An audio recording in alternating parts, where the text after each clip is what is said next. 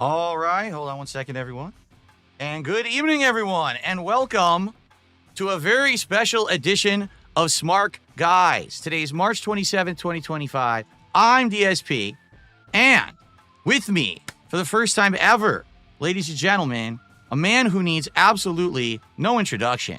A man who is the first person to jump on the chance to be one of the upcoming 3 co-hosts that I'm going to have over the next few weeks leading on the road to WrestleMania here on the Smart Guy Show.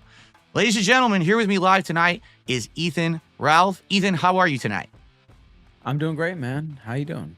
I'm doing good. I'd like to thank you for being on the show and for being a professional about it. You were very eager because a couple weeks ago, as everyone knows, I gave the former host of this show the boot for very good reason. And he weighs a lot more than me, by the way. He weighs 800 pounds. I'm down to 175. So I apologize. Maybe, some people are shocked by the weight differential in between there. But yeah, you gave him the boot, and it seemed like to me that made him the most angry that you actually cut him off first. I don't know. That's just my opinion. You can weigh in if you want. There are people who like to feel like they're in positions of power, and when they have the rug pulled out from under them because they thought they were in power, that's truly when things snap for them. And that's exactly what happened. That's why the reaction happened the way that it did. That's why that they're going so hard on me, because they realize that I took control of the situation, which they don't like, and they can't handle it. But anyway, after his behavior, not only on this show, but on his own show, I gave him the boo. And I didn't really know what to do with this show because this was a co-op commentary show. I could do it myself. Sure. Everyone knows that I can run a ship. I've done it for 17 years pretty much solo. But co-op commentary is always better than just one person yapping. And I thought, maybe I will entertain having some co-hosts. And then you spoke up. In fact, before I even had publicly announced that I was looking for co-hosts, you threw your hat into the ring with a post over on X. Now, I'm curious, Ethan, why was it that you were so eager to jump in and make yourself a candidate? Well, for one, first off, I hate Ashton Parks. I mean, let's just be real. I think he's a scumbag, and he always has been a scumbag. His whole career is built off a lie off me getting him kicked out of his church, which never happened, by the way. He's admitted that never happened. So, I have a personal grudge. I don't want to sit here and lie in front. But also, I feel like, and this is going to not win me any friends, by the way. But I feel like you get a bad rap, honestly. I can understand people hating me a lot more than they hate you, right? It's like, what has Phil really done to earn this level of just psychotic? Let's allegedly hack into his accounts. Let's fuck with his life. Let's attack his wife. Let's try to fuck up his relationships and do all this. I feel like it's always been unfair. You've never made anyone support you. Of course, the King of Hate. I've watched your show a lot recently, and I'm envious of the King of Hate title. I want that title, honestly. The King of Hate title. I love that. Now, but I know you have tried to go in a different direction, and I don't want to be that guy anymore, and I want to be more positive and this and that. I want to be the King of Hate. That's what I want to be. And so I was a little jealous of that too, but it's also like, what has this guy really done to deserve this type of enmity? From people who have no lives. They're complete fucking losers. They stalk your every move. Sure, every once in a while you talk trash to a weirdo in chat or whatever, but what have you really done to deserve what they give you? That's my opinion. I've always said that for years and years. Now, we did have that one little beef when you went on the casino because, they were trying to set us up against each other. And now I saw it very quickly because I was like, oh, they just want their content. They want us to fight. And so they can make their own money. And I was like, all right, whatever. And I just left it alone. But I've never had any problem with you. And so I was eager to have this coalition, not even coalition, but just I won't say clash, but commiseration happened here on stream. And so, when I saw the position was open because 800-pound Ashton Parks can't fucking walk further than 20 feet at a distance, and he was really angry when you cut him off. And so, he was born in 1996. I was born in 1985. I hate to give my age away, but I lived through the Attitude Era, through the great times of wrestling, and I know I won't say all the history of wrestling, but a lot of it. And so this guy's a poser and a freak and a fraud. And so I thought, maybe this is my ego, I don't know, that I would be a good fill-in for him. Well, here's the truth, Ethan, is that I have been doing this for 17 years, and I've seen it all. I've seen the highs and lows. I've seen YouTube change over the years and become a completely different thing today than it ever was back in the day. I can easily do drama content. I'm good at it. If I get pissed at someone, I could easily tear them a new asshole. It's not a big deal. But to me, that's like, I just don't like that content. And everyone's different. Maybe you like that content. I know those guys like that content. And that's fine. If people like that style of content, more power to you to enjoy it. But the problem with the situation was that they were actually trying to control me and turn me into something that they knew I didn't want to be. Told them time and again, I'll be a part of your show. We can do some drama, but I don't want that to be the end all be all of who I am. I've been doing this for 17 years.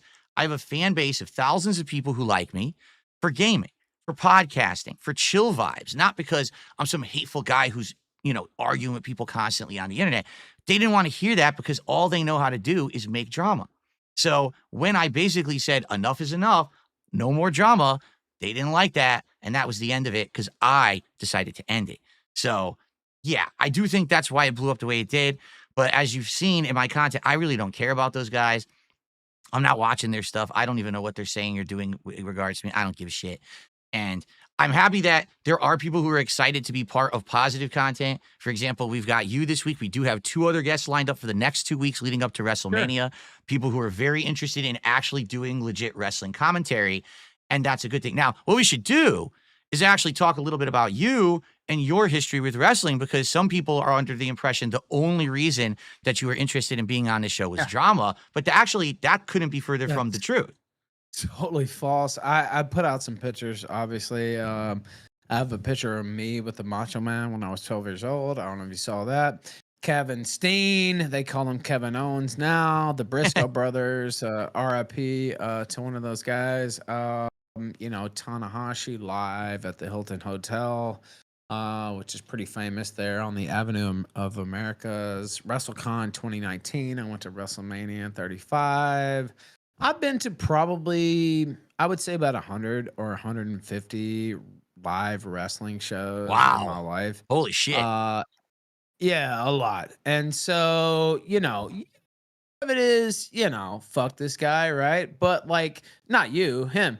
But the other part is, no, I actually am kind of built for this, right? And so, when I hear his takes, and I didn't listen to a lot, I'm not gonna lie, but like what I did hear just sounded like a fat, overgrown baby who doesn't understand the business whatsoever and never drew a dime. To use a term from Mike Graham, who maybe some of the old heads will understand here in the chat.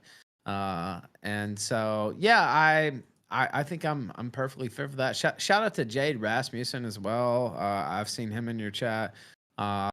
So, I thought I would be a good fill-in. And again, who knows? Maybe you like next week's guy or the week after more or whatever. Like, I won't hold it against you or anything like that. In truth, but the whole idea for the show that I had was that it was going to be going from the Royal Rumble, well, actually to the relaunch of Raw, which happened back in January on Netflix, through WrestleMania. And I really wanted to see me coming back to pro wrestling after being away from it for so long, because I hadn't done this show in a decade. Who knows if my viewer base for this has gone, which a lot of them have. When you're not talking about something for a long time, those people tend to move on and probably went to watch other people who were doing wrestling podcasts and stuff. But it was an experiment. It was always going to be an experiment through WrestleMania to see how it goes. So what I'd like to do is give you and the next 2 hosts on a shot. Let's see how it goes. Let's see who clicks, who doesn't. And if I decide to extend the show and we say, hey, you know what, it went well, let's keep it going through WrestleMania, then I'll talk to all of you guys about maybe coming back. It might actually be a rotating group as well, where it's not always the same person, but we have a rotating group of co-hosts who come on from time to time for interesting events and things. I think that could be good too, depending on how it goes. So just so there's no misconceptions. I agree, and I give you all props for giving me the first shot here. And I was born in Memphis, Tennessee. Lived across the bridge in West Memphis, Arkansas. For those who don't know the territory system, we could get deep into wrestling if we want. Way back in the day. But basically, the last territory territory that stood was Memphis, Tennessee. And so that's where I'm from. Jerry the King Lawler, Jeff Jarrett, Jerry Jarrett, Bill Dundee, all these people. That's where I'm from. So I have a really deep history with wrestling that some faker from Canada will never have. So I mean, okay, so to make it clear how the show is going to work for everyone, because the chats are going crazy. It's this simple. All right, we are going to be doing wrestling commentary. I'm not going to let people derail the show because tonight, of course, people are going to be trying to derail the show. Yes, obviously, if you like the content, please support it. You can support it on YouTube with super chats or memberships. You can support it over on Kick with subs, or you could tip on either service is available. And I'm going to be reading out contributions only if they're pertinent, positive, and have nothing to do with trying to hate on whoever the host happens to be that week, because I know for a fact that there's going to be people trying to crap on the host and everything. I'm not going to do that. I'm not playing that game. This is not the Ethan Ralph shooting gallery where you think that you're going to get one over on him because he's on the show and you're going to be a dick. He's a guest and a co-host, and we treat him with respect for giving us our time, and therefore we don't tear the guy a new butthole. That's ridiculous, all right?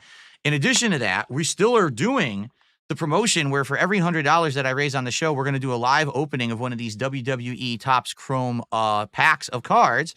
And I still have apparently a rare chase card in this box to open at some point. So that's also in the running.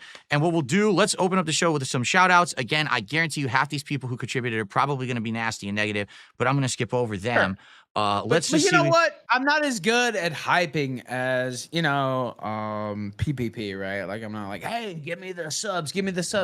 But you know what? If you'd like to see me on this show, if you'd like to see somebody who knows wrestling in and out, who's been a 35-year fan of wrestling from Memphis, Tennessee, who was at St. Valentine's Day Massacre in 97, who was at the riot in Memphis in late, 96, I believe, who was at WrestleMania 35, who was at so many Nitros, Ring of Honor. I mean, the WrestleMania 35 itself, New Japan and Madison Square Garden. The list goes on and on. Like, I don't have to fake the deal. I know wrestling. And so if you want somebody who knows wrestling, vote me, I guess, and give Phil your money so we can open some packs. There you go. All right, let's start because we got a whole bunch of shout outs to do to open the show. We start with Ice Mexican, $5 super chat. And the starfish sent his regards, Suffa. I don't know what that means. I apologize. I'm going to have so many things I don't understand what the hell people are talking about tonight. Do you want me to explain to you what that means? If you know what it means, sure. I hope it's not insulting to you. It means that Ashton Parks, who weighs 800 pounds and can only walk 20 feet at a time, he spread his butthole, I'll say, since we're on YouTube.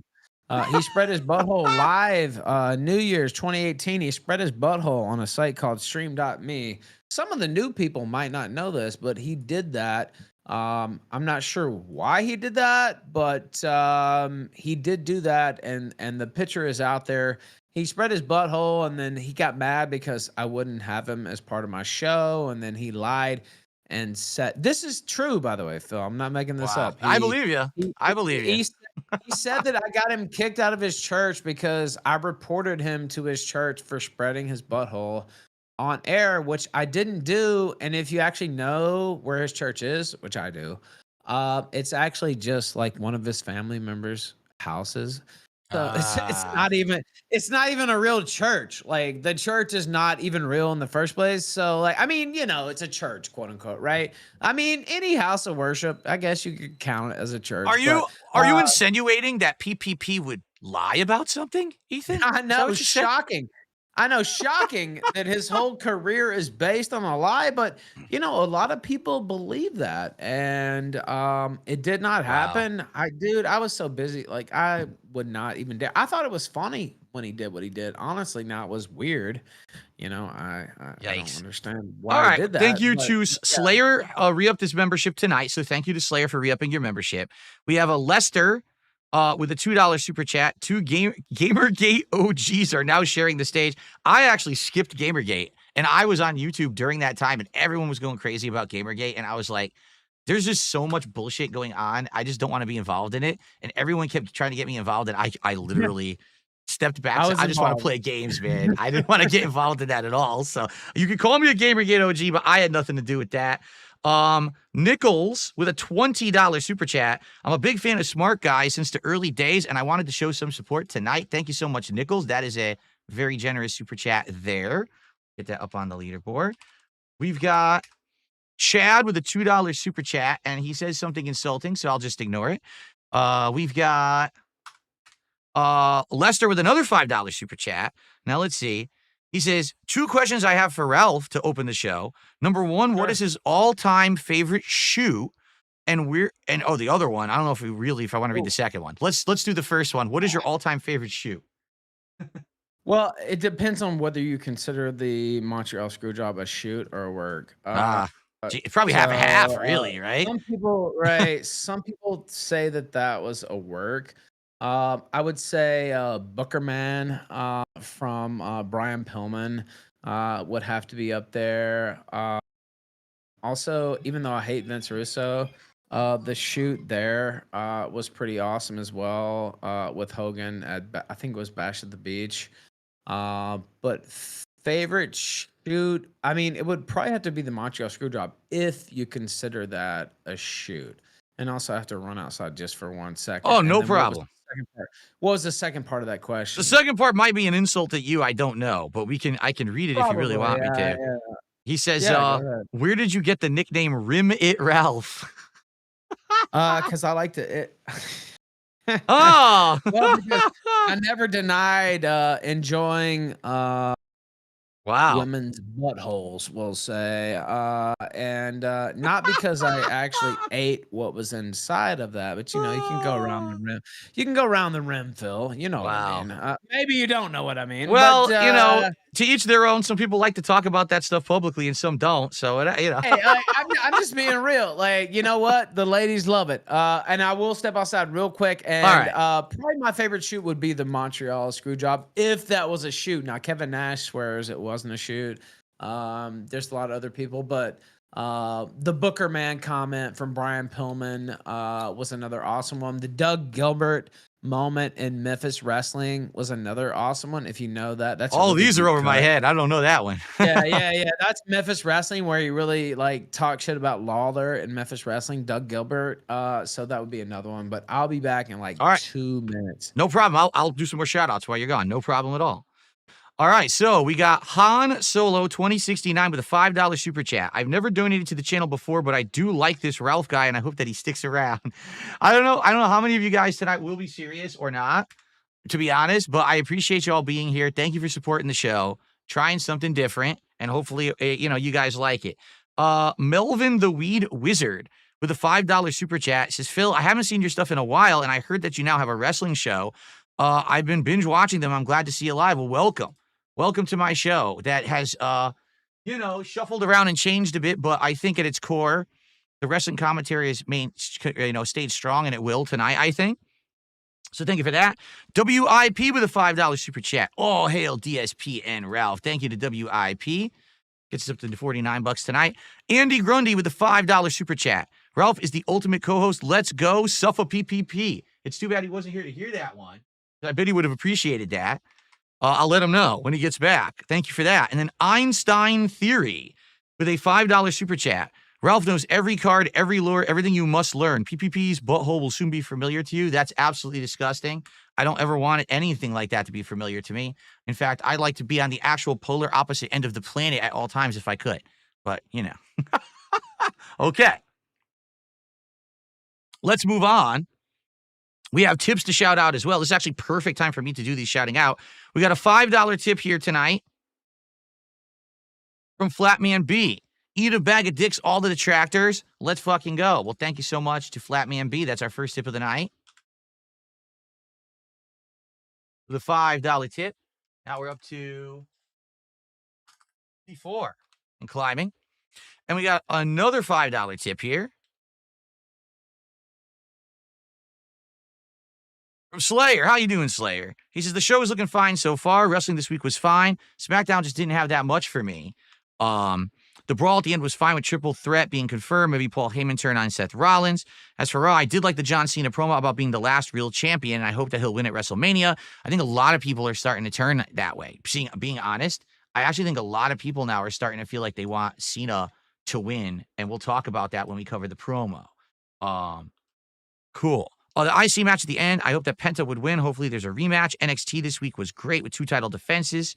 Was it? I didn't see NXT this week. Says there was Stephanie Vacker with the NXT Women's North American Championship and the NXT. She is so sexy, by the way, Phil. I'm sorry. I do not watch NXT because I don't know how. Like I have all the on-demand services. Where do you watch it, Ethan? How do you see NXT? Well, do you want a membership to Extreme Wrestling Torrents? I don't know because I don't know if I can watch it on my phone. Don't say that live on air, but it's an educational. So that's how you watch it. See, I have all the services, but and I have a VPN, but I don't know how. Like, I don't even know where the hell NXT is. I have to figure it out. I can just give you an invite. I've been a member for like 15 years, so.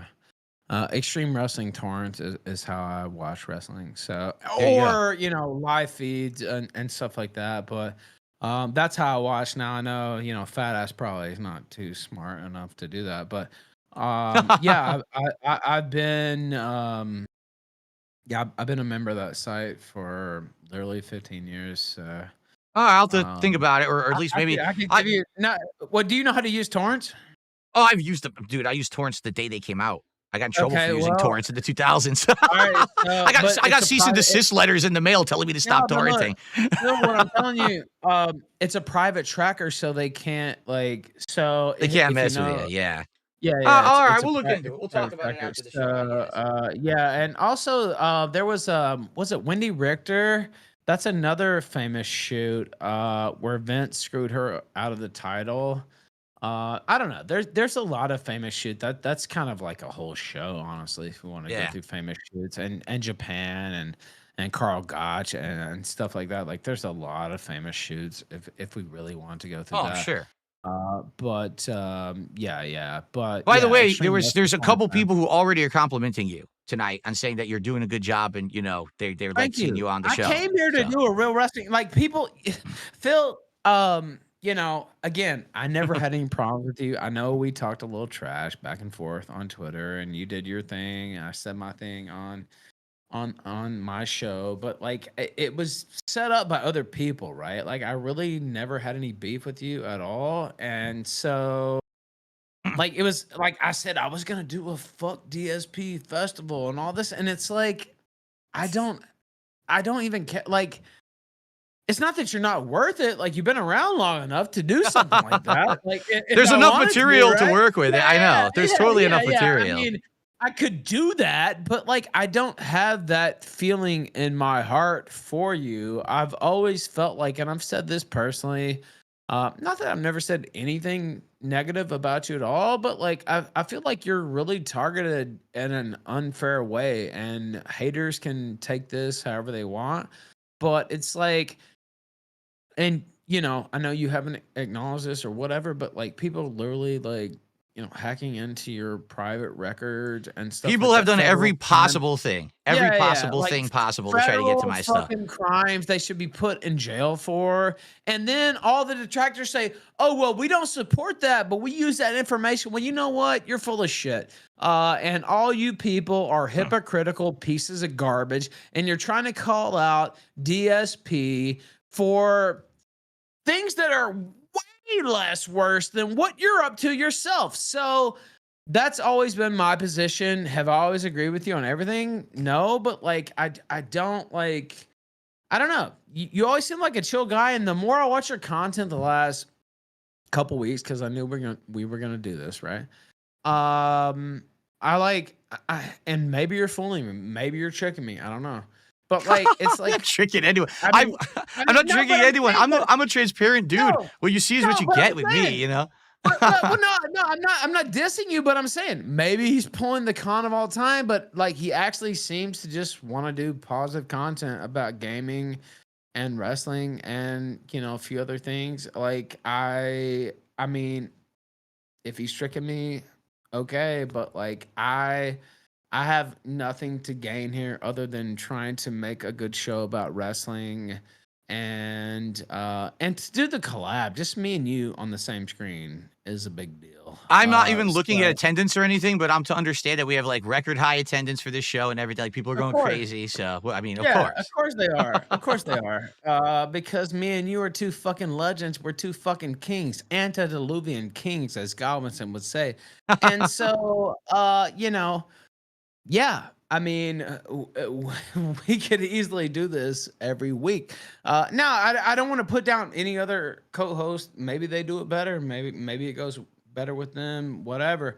But it's WrestleMania season, so like, It's an exciting season to do this too. It really is an exciting season to yeah. have It's variety in this fun. going on, you know? Yeah. So like, Speaking I of what mean, we're talking about, our next, we had a $20 tip, which is very generous. Thank you to this person. It's Quake4. This person says, Ralph is a bit of a controversial character. Are you considering any other individuals of this caliber? Do you have people lined up? I have 2 more hosts lined up, and I'm just going to put it this way, all right? I've now tried to wait. Let me go. ask you this, Oh, Phil. go ahead. Go ahead. Sorry, Go ahead. I hate to. They said it was merch. First off, I know it's not merch because he told me it wasn't. And then unless he lied to me, like I mean, he could have lied to me. And then they said it was Beardson. That was what Fat Ass said. It was Mersh and Beardson is what Listen, he said. you want to know the funniest part about all that? Like, I No, don't tell know. me the truth. Tell me the I, truth. I don't know Mersh at all. Like, the only reason I know of him because you had brought him up once. I was like, I don't I even know. brought him up because I was like, me and you and Mersh could like just Yeah. fucking just kill this whole game. And Like, I was like, who's Mersh? I've never heard of this guy before. But somehow he's going to be the next host. I don't even know who he is.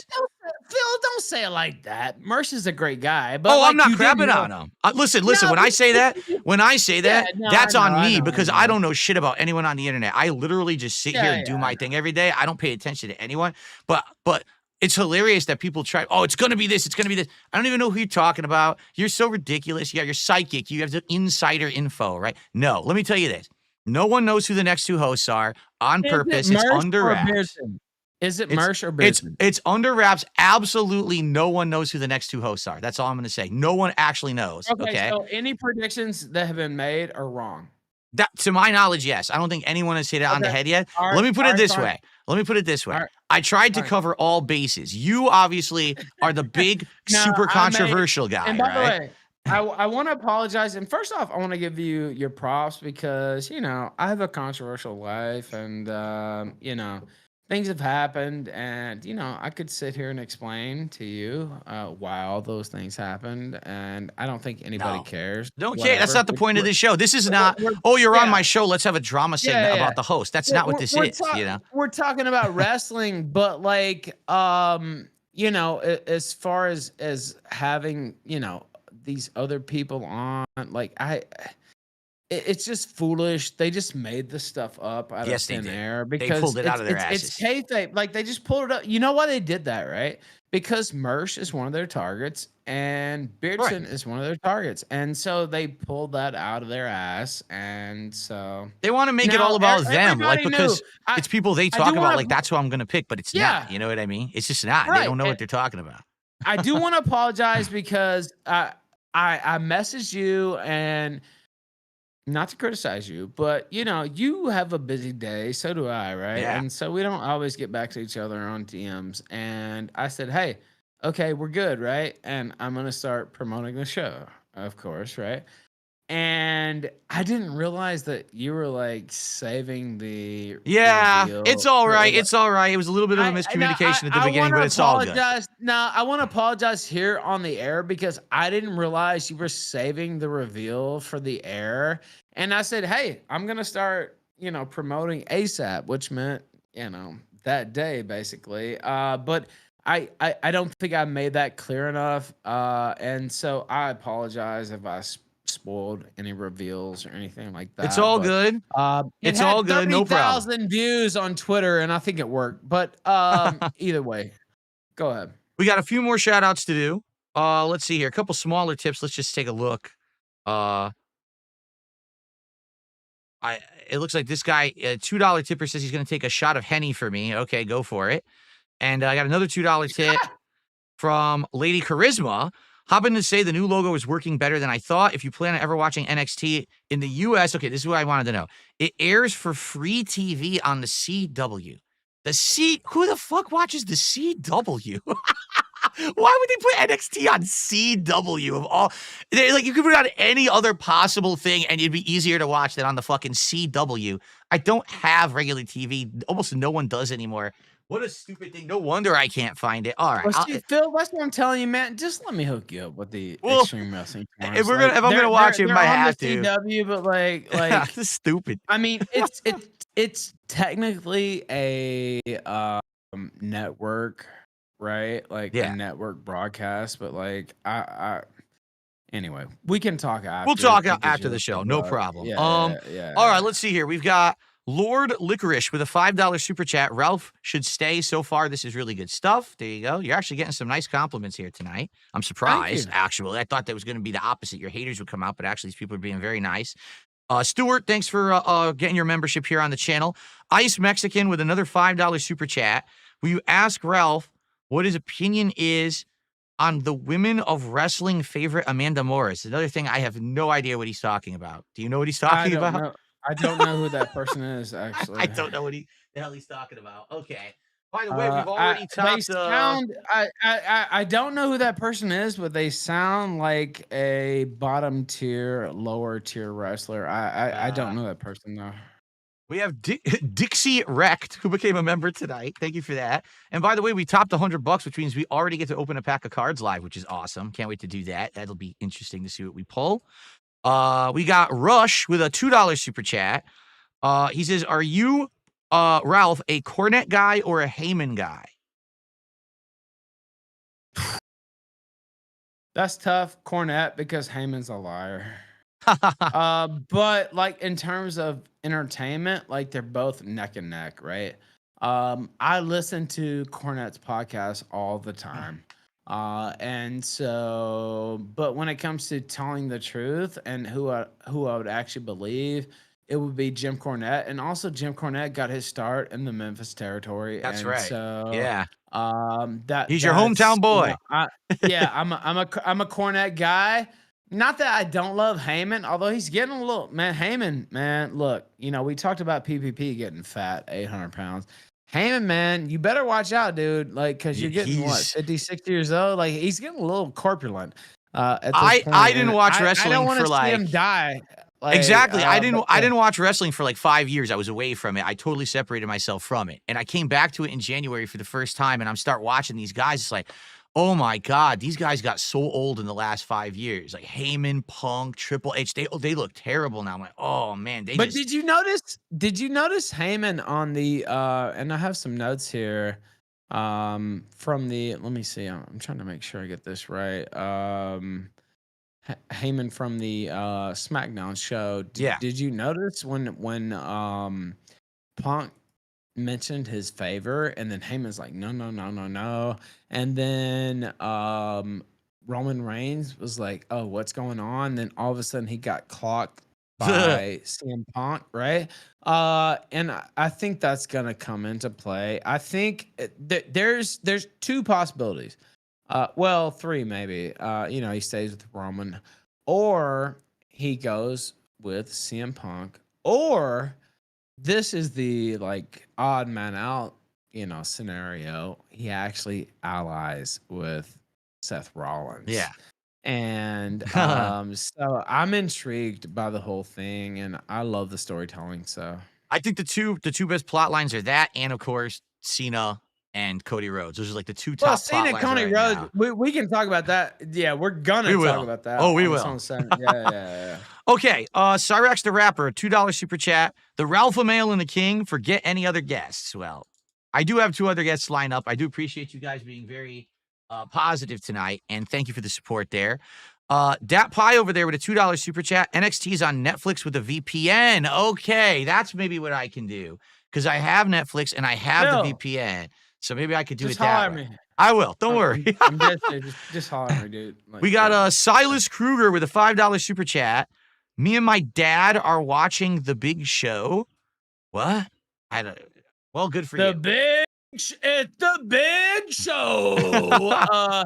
You know, I was 12 years old and I was outside of a Nitro taping, and Big Show put his hand up like this, and his hand was like 3 times bigger than my hand. Good God. And I don't know, wrestlers, I'll say this, wrestlers have always been really cool for the most part, as far as I can state, being really cool with the fans and trying to, you know, I won't say make friends with them, but just be cool with them, right? Yeah, and that's awesome. And he put yeah, it's awesome. And it's not like that in every sport. He put his hand up next to mine. His hand was literally like 4 or 5 times bigger than my hand. God damn. And I'm like, what in the fuck? Like, so let's see. We got Chad with a $5 super chat.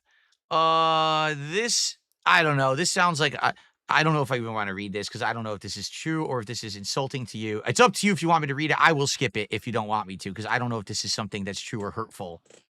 It's your you call. can read whatever you want, and you know. This guy says, he says, is it true that you ever, well, let me ask you this. Did you ever own a horse at all?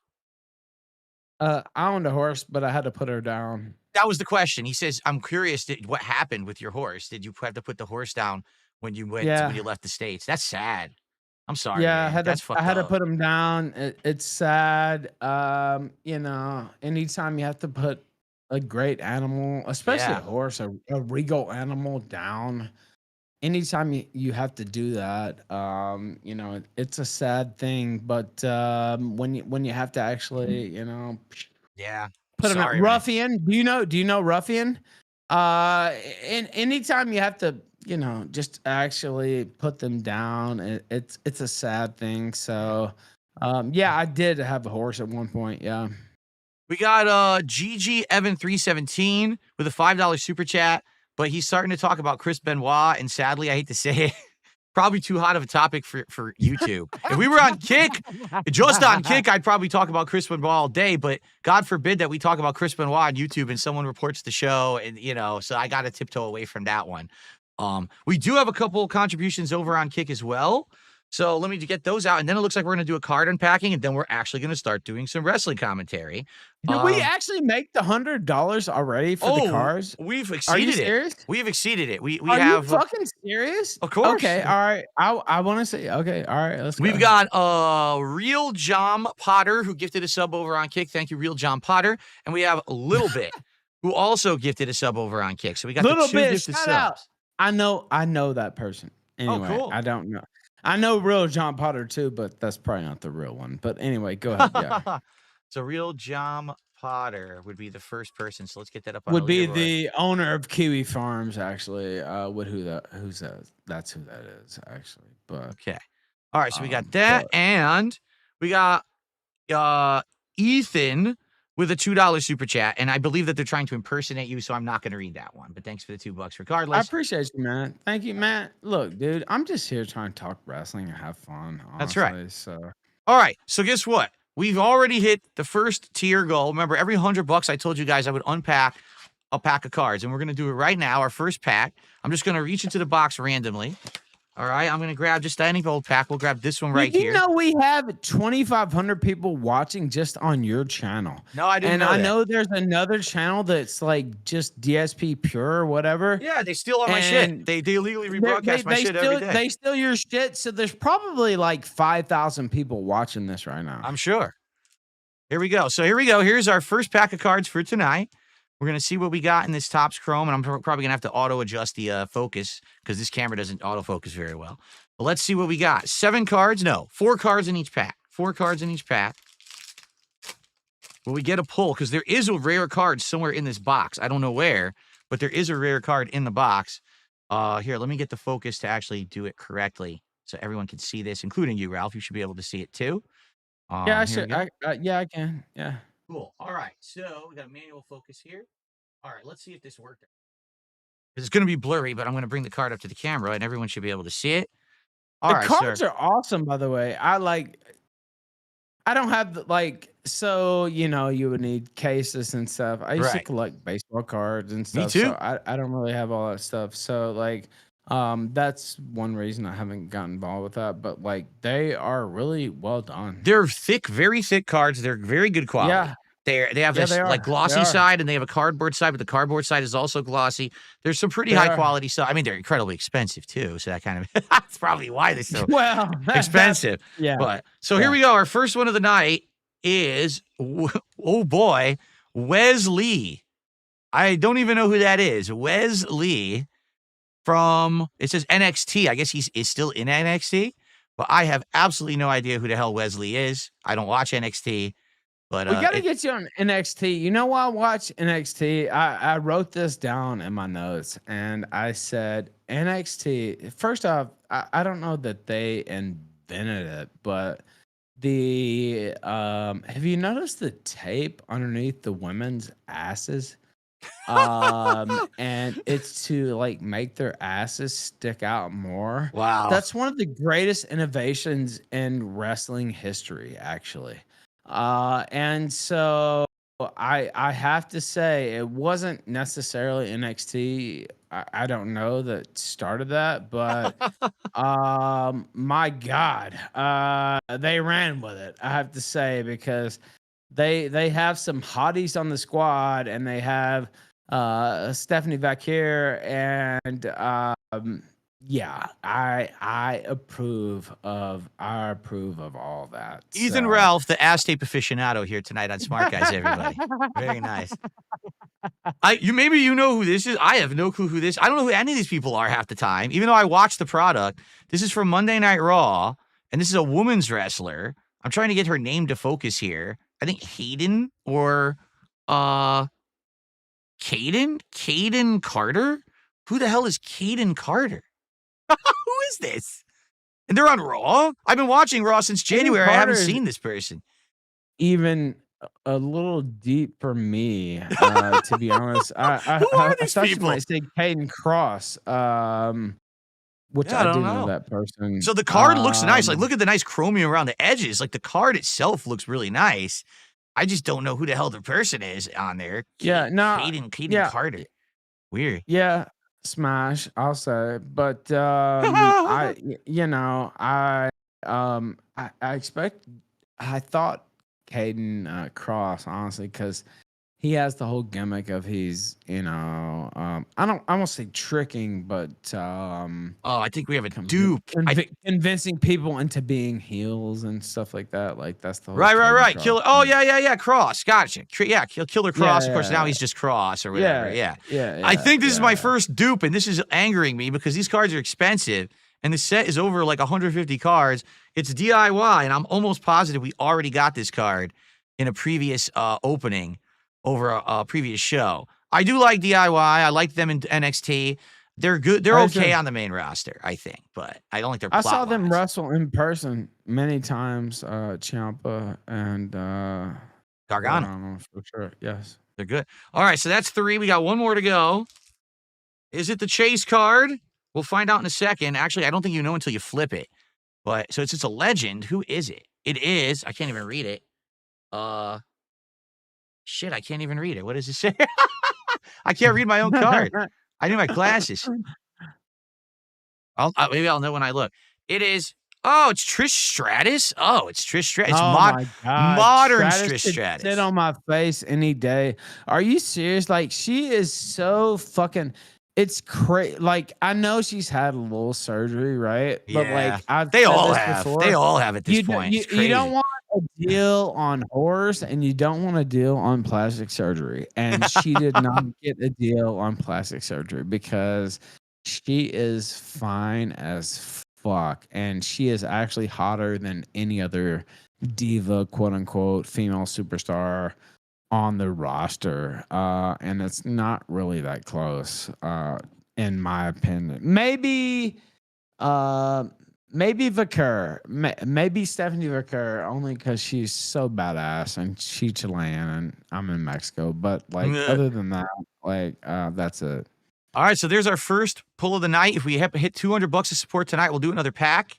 But honestly, not many hits there. I guess the one that was supposed to be the rare one was the women's wrestler. We don't even know who the hell it is. It is the chromium, rainbow design around the edge, which is nice, but I just don't know who that is. So 200. Honestly, there you go. do I need to hype it up? Do I need to go? Like, I hate to, like, I'm not this type of guy to be a PPP guy, but do we need do I need to do that? Like, I mean, we need to have another opening.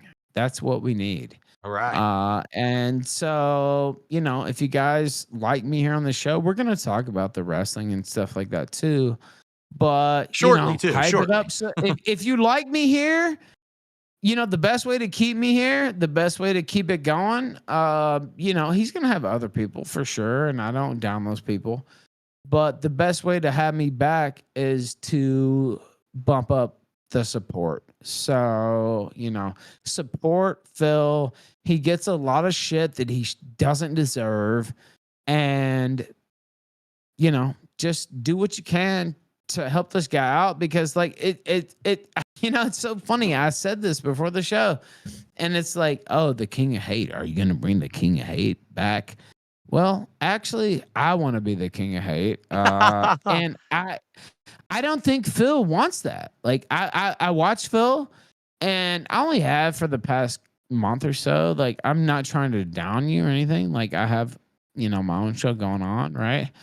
But I watch you, and almost everything you do is positive, right? It's chill, it's fun, it's positive. The person who actually said it best, and I know this is going to be shocking, the person who said it best was Keemstar, okay? Keemstar a few months ago said on his show, yeah, Phil doesn't do anything super interesting, but he doesn't bother anyone either. He's just making content for his audience. Like, so why does everyone hate it?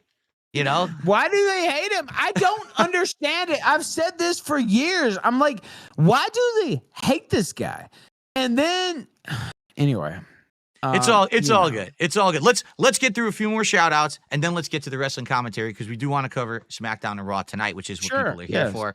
So, wow, all these super chats coming in. It's crazy. We've got Silas again with a $2 super chat.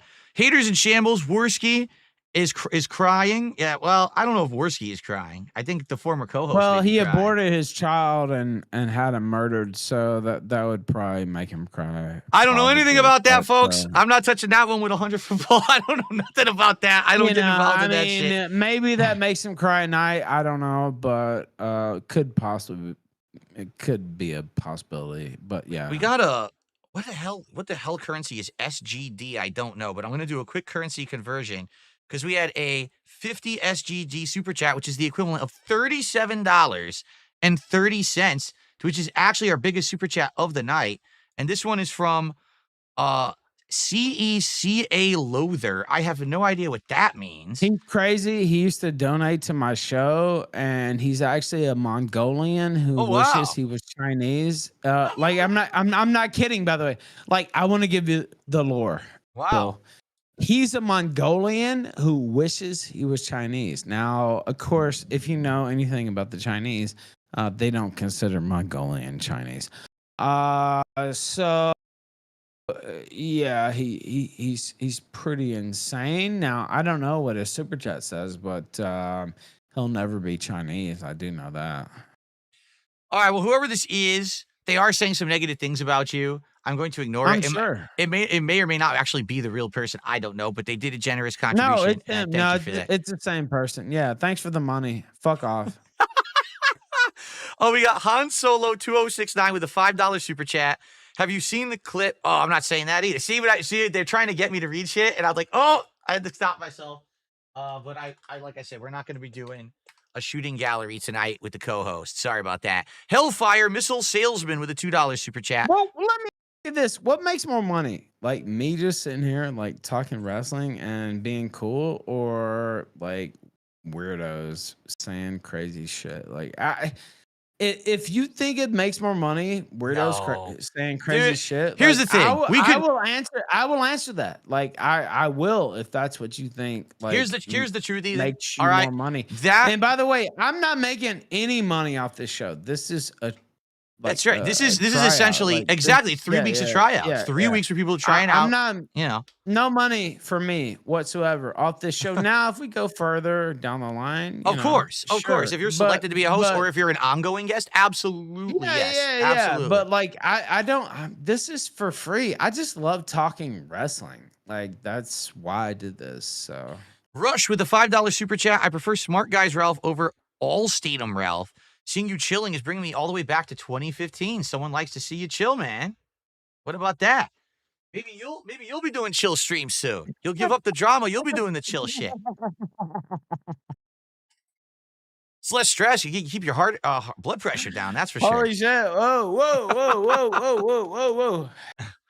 We've got Dat Pie over there with a $2 super chat. Oh my God, Ralph. They're asking you, Ralph.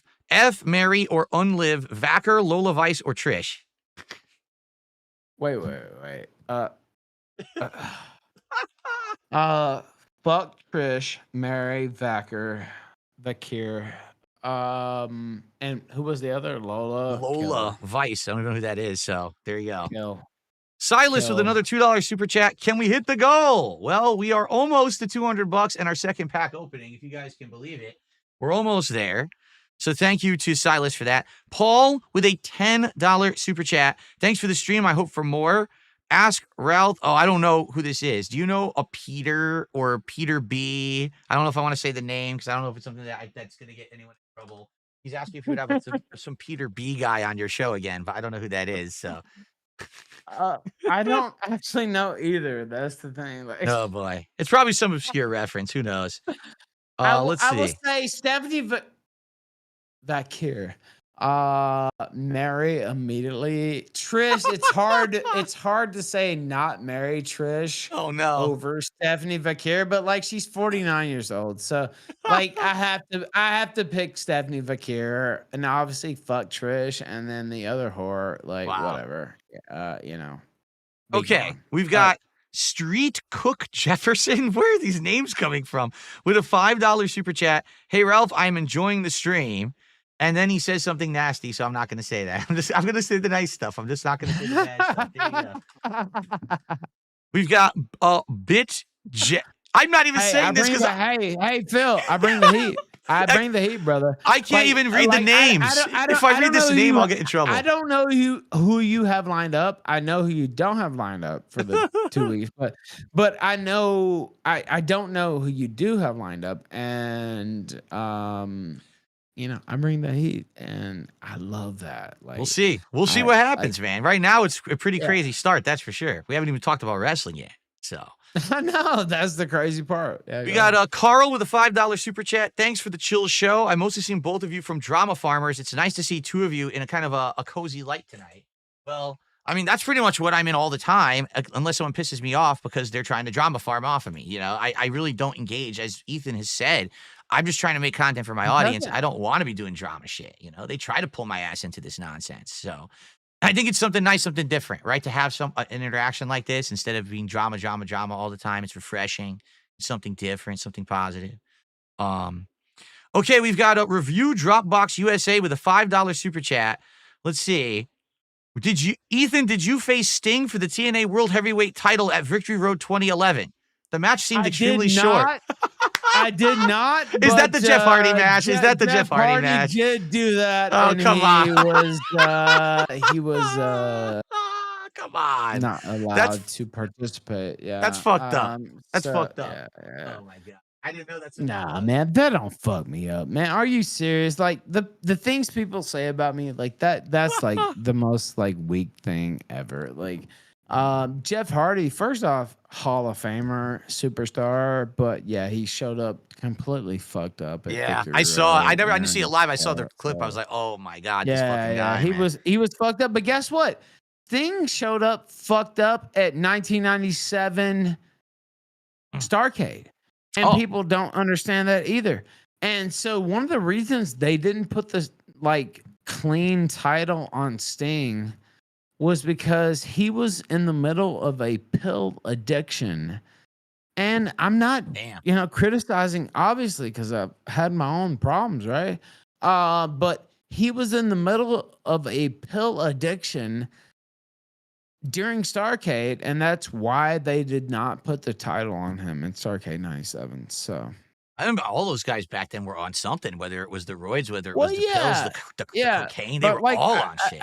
I feel like people don't understand that. And again, I'm not calling him out. Like I've had my own problems. I'm not talking shit about him. I think Sting is a whole, like, I mean, obviously one of the greatest performers of all time. But that's one of the reasons and you couldn't even watch the match. Like he's skittish and like, I don't know. We got a But you enjoy. Cyrax with a $2 super chat.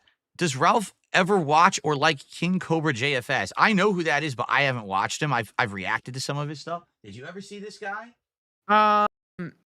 N- Did you ever see I him eat the weird shit like the if snail it's the guy sandwich and that stuff? is it the guy that cooks weird shit? Yeah, That was all I it's was gonna fucking say. bizarre what this guy eats. I have seen it, and I will mute my response for YouTube because like I just think he's weird and Fair enough. I think that's a good that's a good description. yeah. We've Like, got I could if I was on Rumble and that was that alone, I would say something else. But honestly, like, I mean, that would be mean too. Like, I don't wish the guy ill. Exactly. But, like, what Exactly. the fuck? Like, what are you doing? Like, what the fuck? Uncreative Deconstructionism did a $5 super chat saying there's a fun fact that Ethan won a trophy at his own tournament. Is that you threw a That's true. tournament and you won? That is true. I won the bowling championship trophy at my own bowling tournament. That is true.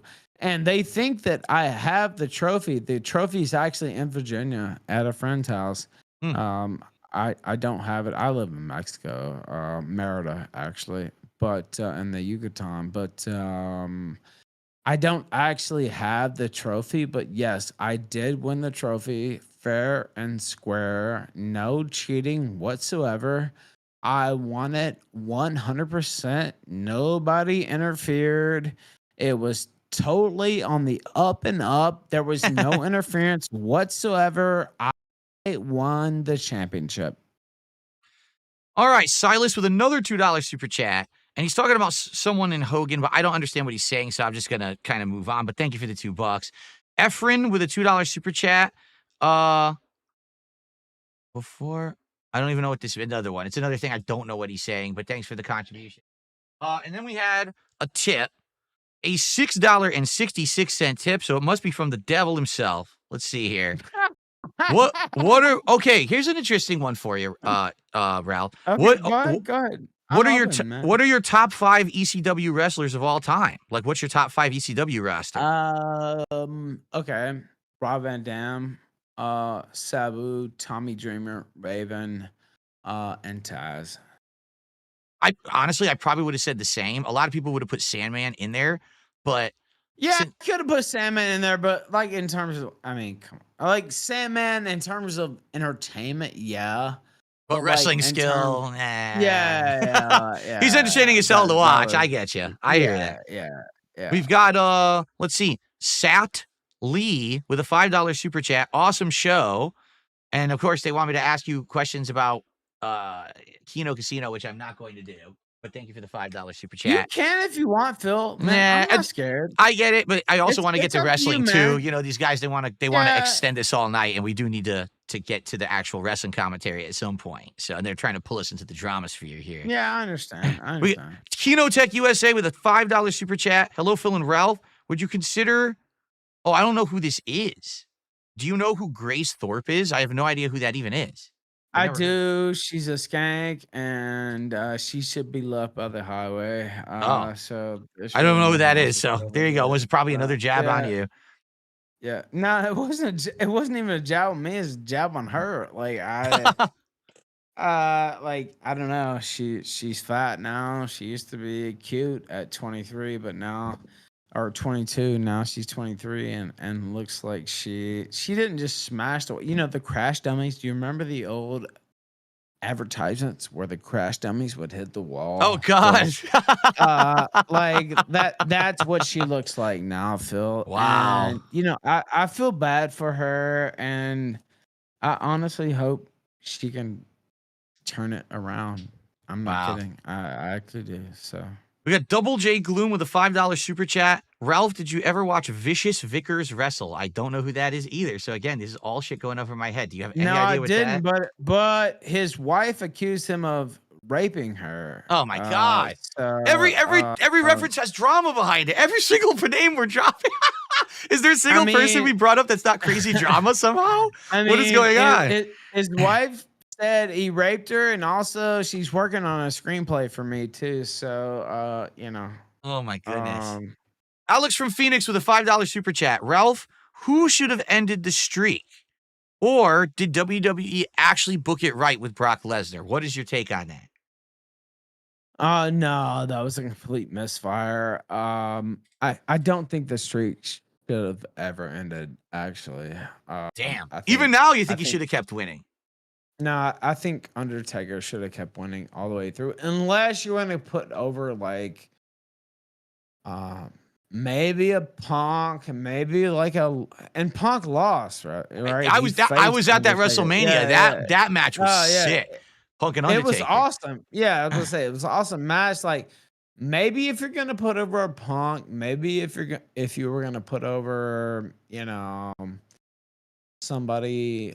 I mean, the whole point, like I hate to explain the business to these marks, but the whole point is to have legends put over the younger talent, right? Right.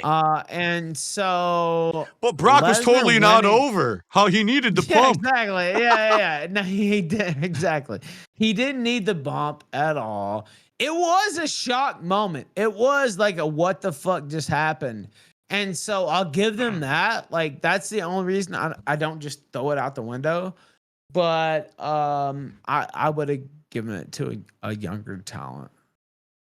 I agree completely. I think I get the shock factor, but they could have waited and done it much better, in my opinion. So, yes. Actually, Real John and Potter gifted a second sub over on Kick.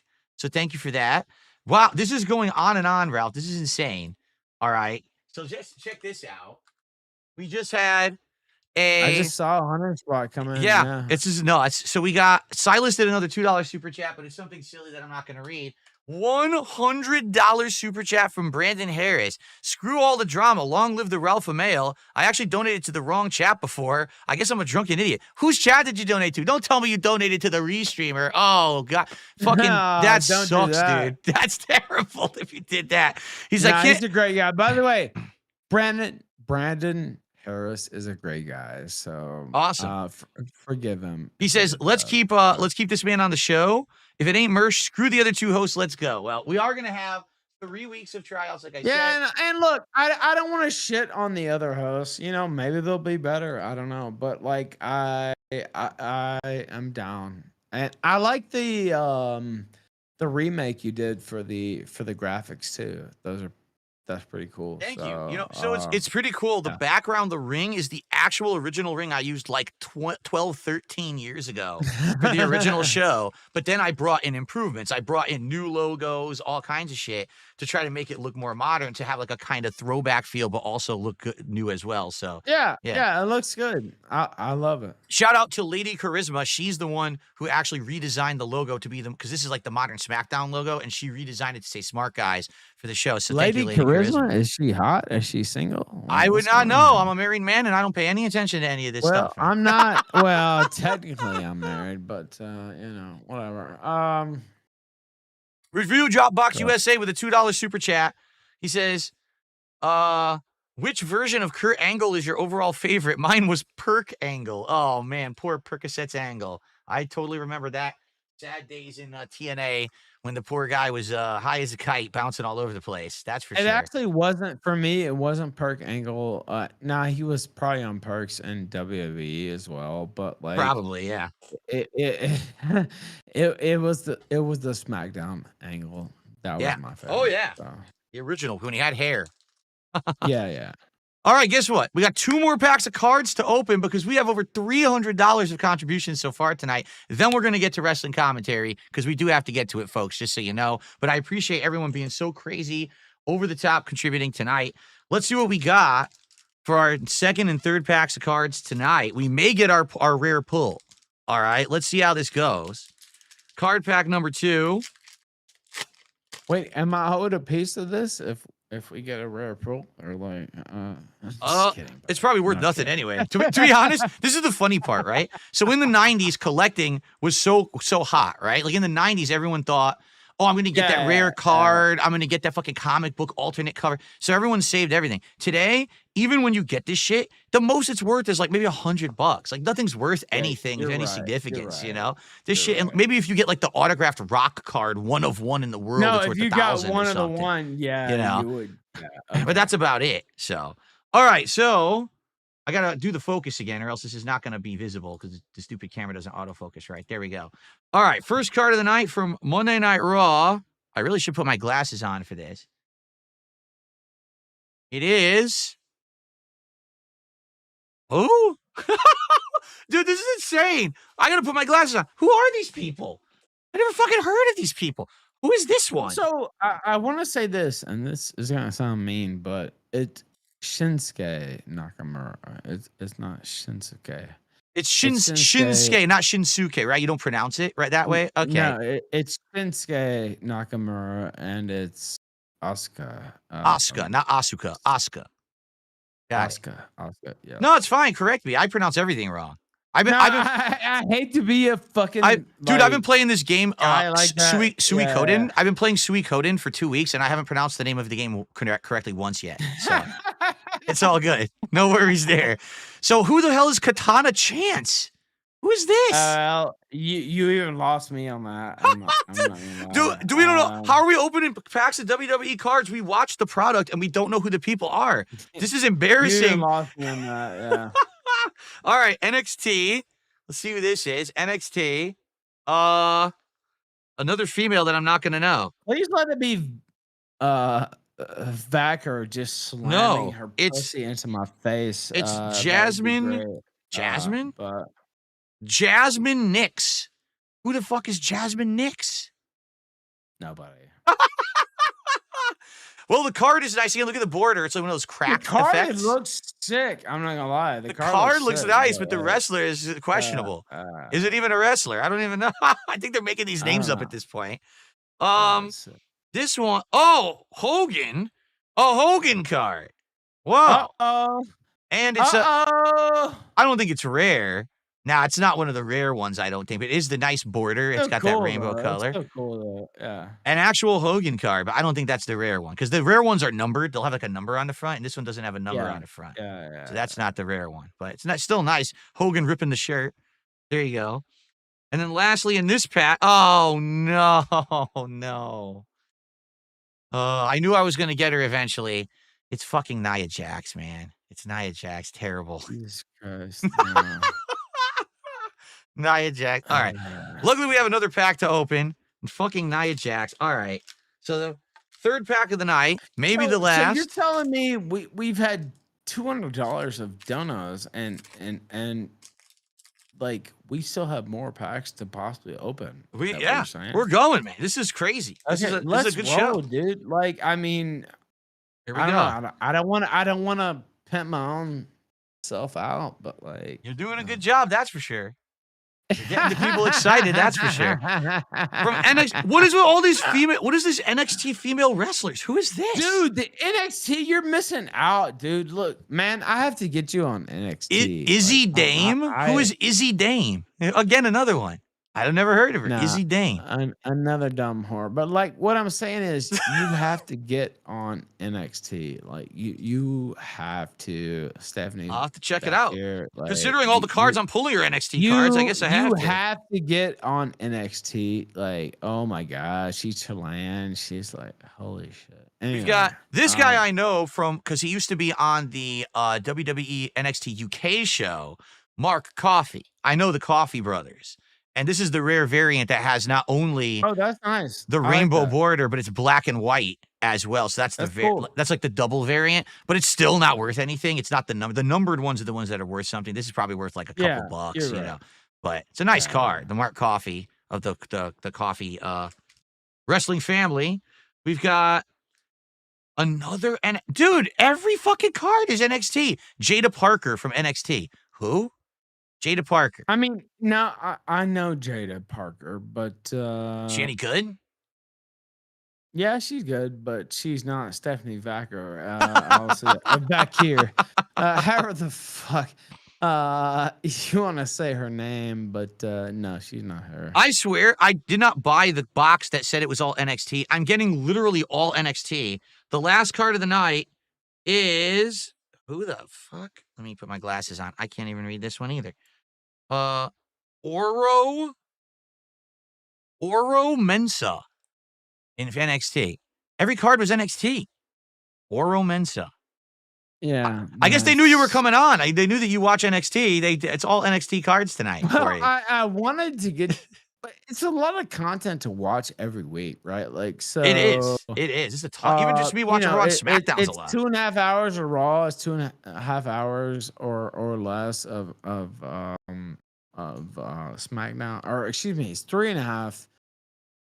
I have mine where it's cut off commercials, right? So I don't have to watch that. So it's like 2.5 hours of SmackDown. It's about 2 hours of Raw. And so to go through all that and to take notes and think about what you want to say, that's a job in and of itself. Yeah, it is. Yeah. It's a ton of time investment. All right, so we got through 3 packs tonight. If we hit $400 of support, we'll do another. Let's see. We had a few more contributions. Wow, there is no way I can figure out what currency this is. Someone tipped me in a foreign currency. I have no idea what this even is, so I'm just gonna ignore it. If you want to tip me in USD, or else I have absolutely no idea what that even is. That's ridiculous. It's some freaking, I never heard of it. Some country on the other side of the world. It's probably like, Rubonium or something that they're tipping me in. I don't know what that shit is. Okay. You know what? I tipped you. That was actually me that tipped you in pesos. Oh no, I know that was you last 2 week. days ago. Yeah, that was me. But yeah, anything else, fuck them. We got Matt Vickers, who did a $5 super chat. Hi, boys. Loving your new collab. Here we go. Ralph, my wife and I are excited for you to come and visit sometime. She keeps talking about you. He talks about me and to me a lot, actually. And so I'll just leave it there. Trying to see where we're at. Nice. So now we're at 374 and climbing. We've got TB with a $5 super chat. How's about a drink, Phil? Oh, I'm drinking, but I'm just drinking filtered water tonight. I'm not having liquor tonight. I actually got to be able to do the show tonight. Phil, you know what? They this is another thing. They're like, Phil's a drunk. Like, that's what they say, right?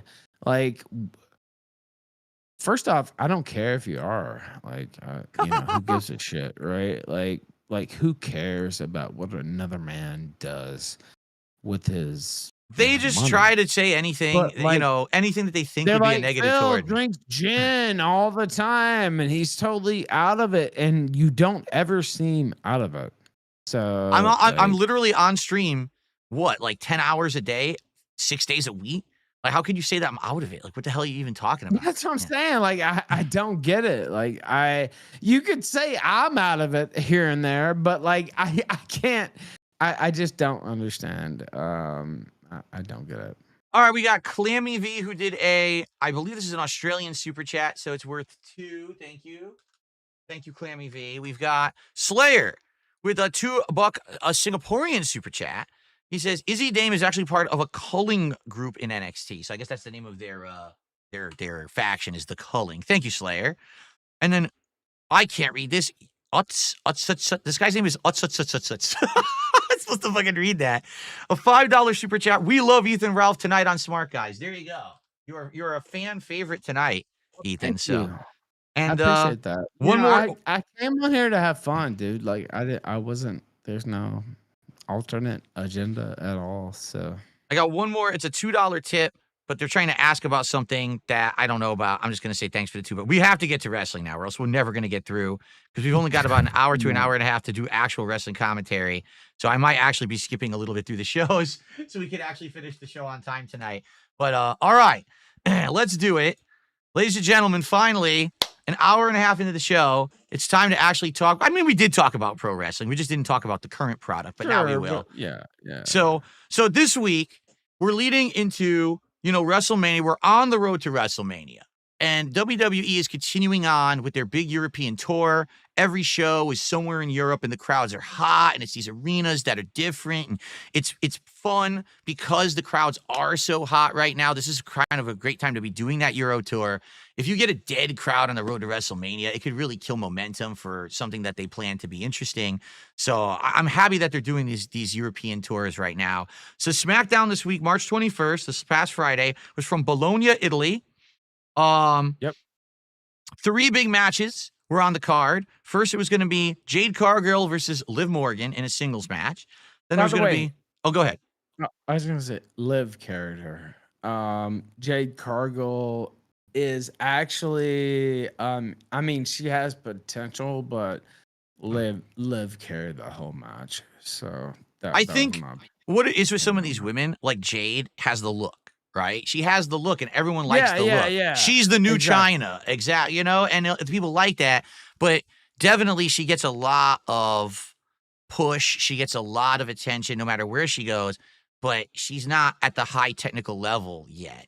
I think she needs more work. And then she got injured, too, when she was out for a while. So, this is like her first real match back. Liv totally carried her. She bumped all over the fucking ring. And she won. She should have went over. Now she won by heelish tactics, of course, because she's a heel. But like she when it comes to who should have won it should have been her. And without Liv in that ring, Jade Cargill would be a stiff. I mean, it'd be like me in the ring, right? You know what I mean? Like so minus, the dark chocolate and all that. But and I'm not saying she's shit. Like, I don't think she's shit. Like, she has a high ceiling, but she's not yet to reach that. Let's see. This show also had Braun Strowman versus Jacob Fatu in a singles match. It's actually their first match since way back before the Royal Rumble as a singles match.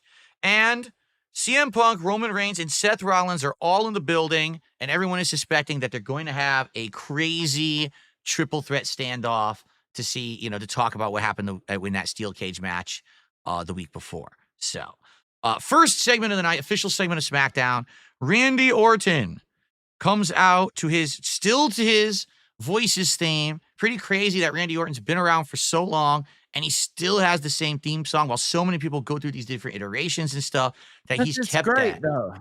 Oh, it is. I mean, what, you want Def Rebel to fucking fuck his shit up like everybody else? Is like, fuck that. Like, of course not. No, of course not. And I see we have 10,000 people watching just on your channel. That's just the fucking assholes view botting. I pay no heed to that. That's why I said I don't look at the views. Do you think? What? Oh yeah, it's view bots. It's totally idiots coming in trying to do dumb shit. I pay, Why would they even do that? Because they're morons. Because they're literally just to get attention. There's no point in even bringing it up. What I'll say is Orton. I have my notes here for the Orton thing. Yeah. I thought Orton was great, but Owens. So what makes a great heel is they have a reason to be a heel, right?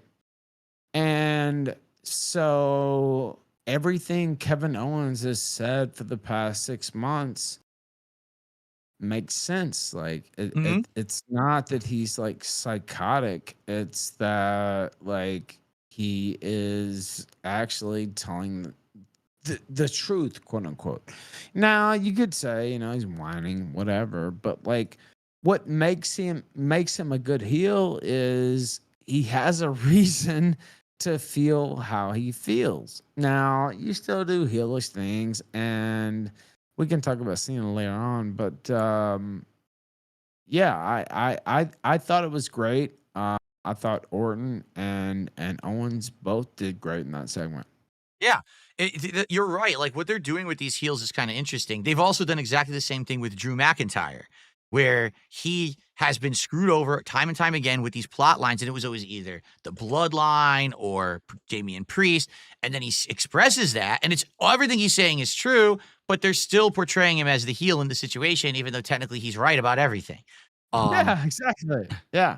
So what happens in this segment is Orton comes out and he's going crazy. Again, he's international crowd. The crowd absolutely loves the guy. I think everyone does at this point, even though he's not always a face. Everyone just loves Orton at this point. You know, he's done his dues and he's just a fan favorite. So he basically comes out and KO comes out. He's interrupted by KO actually. And KO basically says, I kind of just want to let bygones be bygones. What I did to you, you didn't deserve. You know, I pile drove you those months ago and kind of took you out. And what I actually want to do is I want to team up with you and do a tag match at WrestleMania where it's you and me for the tag titles.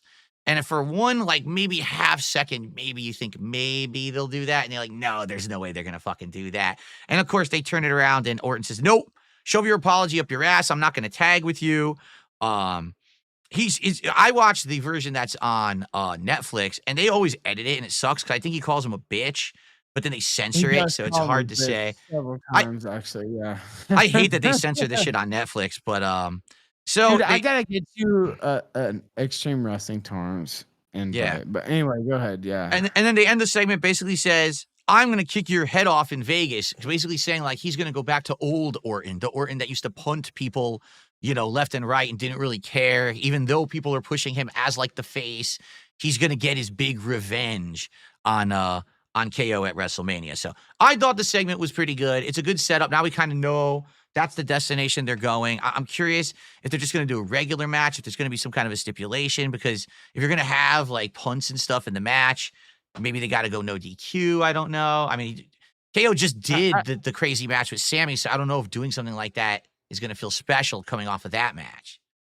I agree, but like, I don't know. It almost has to be like no holds barred or something like that, right? Like I agree.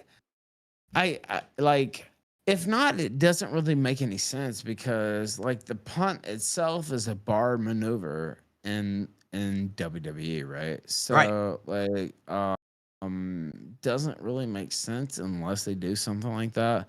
But I don't know. I we'll see what they do. I like the idea of Owens versus Orton. The only thing is, you know, I met Kevin Owens. He was Kevin Steen when I met him, but I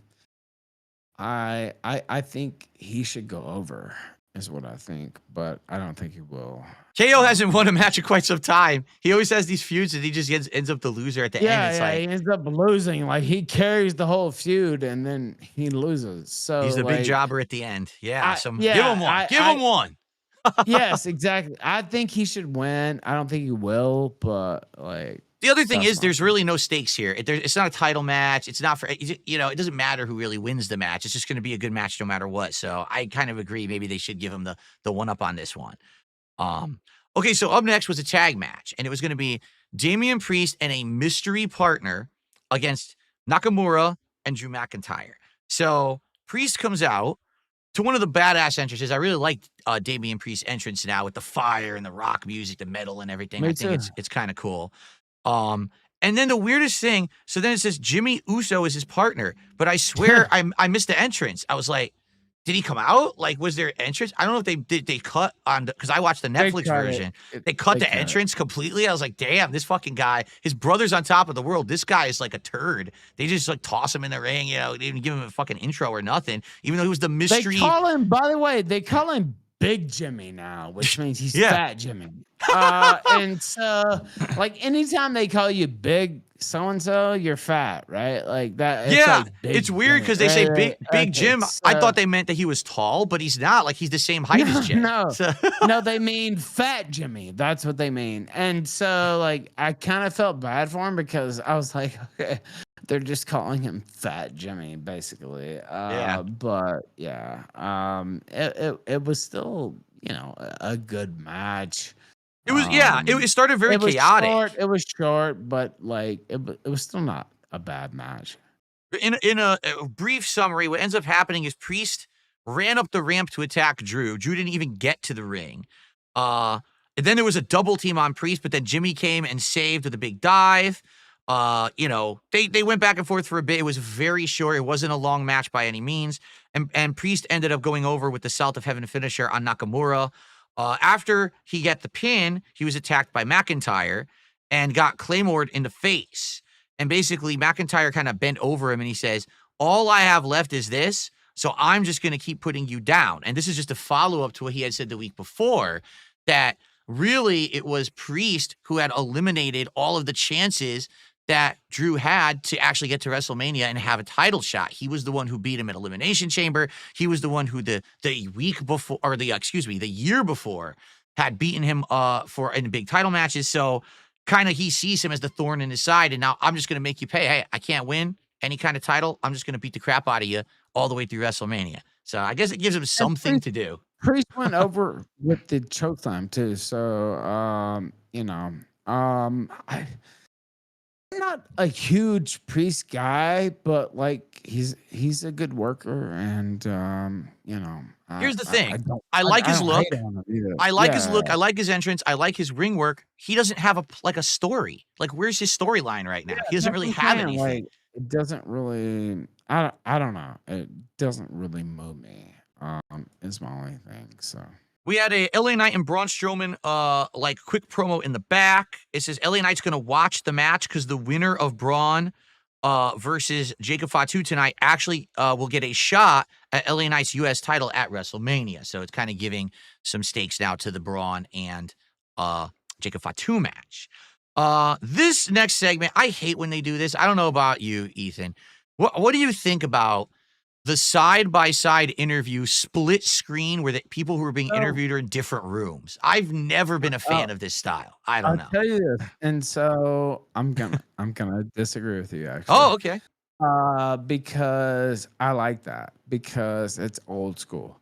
That's the stuff they would do back in like the 80s and the early 90s, and they're split screen and they're talking shit even into the 90s when they're talking shit. Now I will say Tiffany Stratton came off way worse than Charlotte Flair. She came off like a B player compared to an A+ player. So I will say it worked out less for her, but I like the idea of the split screen promos against each other. Like I like that. I think that's good. See, but if this were the 1980s and we had the talent of the 80s, if this was like Roddy Piper, right, and he was going against Hogan or someone like that, then I'd be like, this was great. The problem is we don't have that caliber of talent anymore.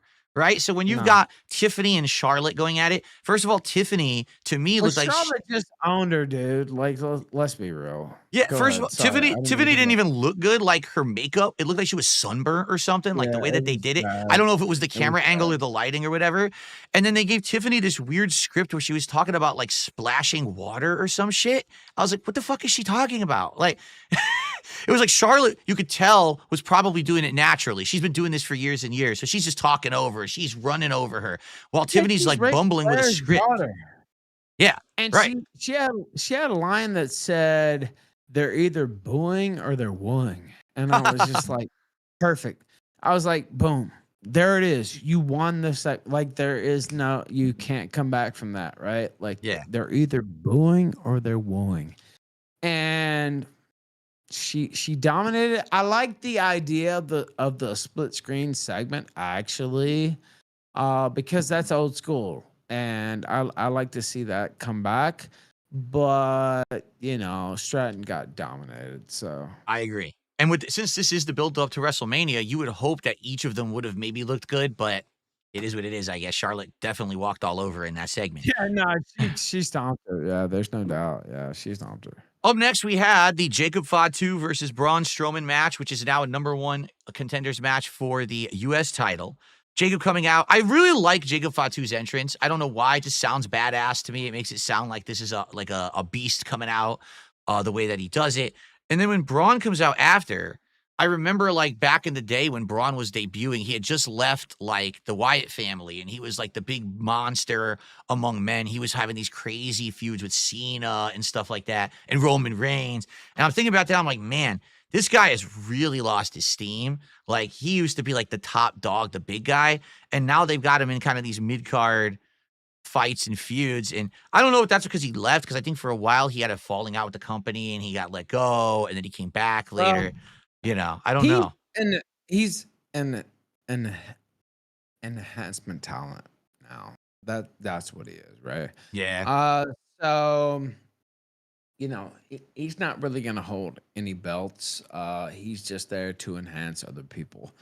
And it's unfortunate because they built him up like he was like the kingpin, big dog, but like now he's just an enhancement talent. So Yeah. I did like that they did the DQ finish, and now it's gonna be him and LA Knight next week. And like LA Knight's probably gonna win, obviously, but like at least that gives him a little bit of rub, right? Right. So to go off of what Ethan's saying here. So basically, it's a pretty good match, I would say. There's some heavy hits. Strowman Yeah. Express is getting hit clean. Jacob's getting really good hits. Both guys look really strong. The problem is Jacob Fatu is in the new Bloodline. And when you're in one of these heel factions, the plot is always that the heel faction has to cheat to get ahead. And so they just keep interfering. By the end of the match, basically, they just decide to outright attack Braun. And so Jacob Fatu is DQ'd. And of course, he's pissed. He's like, this was my chance at the title. What the hell are you doing? I could have still won. Why are you, getting this stupid DQ finish? So it's official that next week it will now be Braun Strowman versus LA Knight for the U.S. title in London. As the new Bloodline was attacking Braun after the match, LA Knight actually ran out and saved him.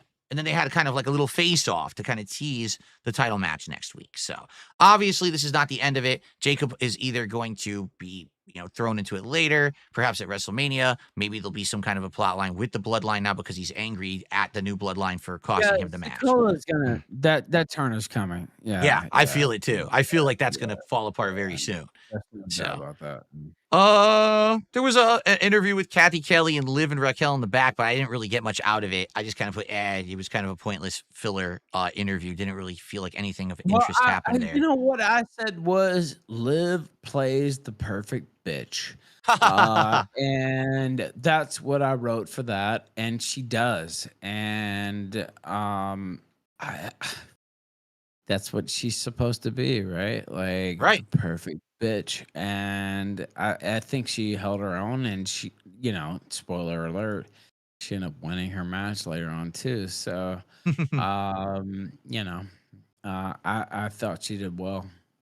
All right, so the next match was Piper Niven versus Zelina Vega. Now, for those who didn't see Smark Guys last week, what had happened was Zelina kind of wanted to challenge Chelsea Green for her women's U.S. title, but basically it was like, well, you can't do that yet because I got my new entourage, right? It's like, all right, well, you know what? I'll go through your new entourage. I'll take on Piper Niven next week.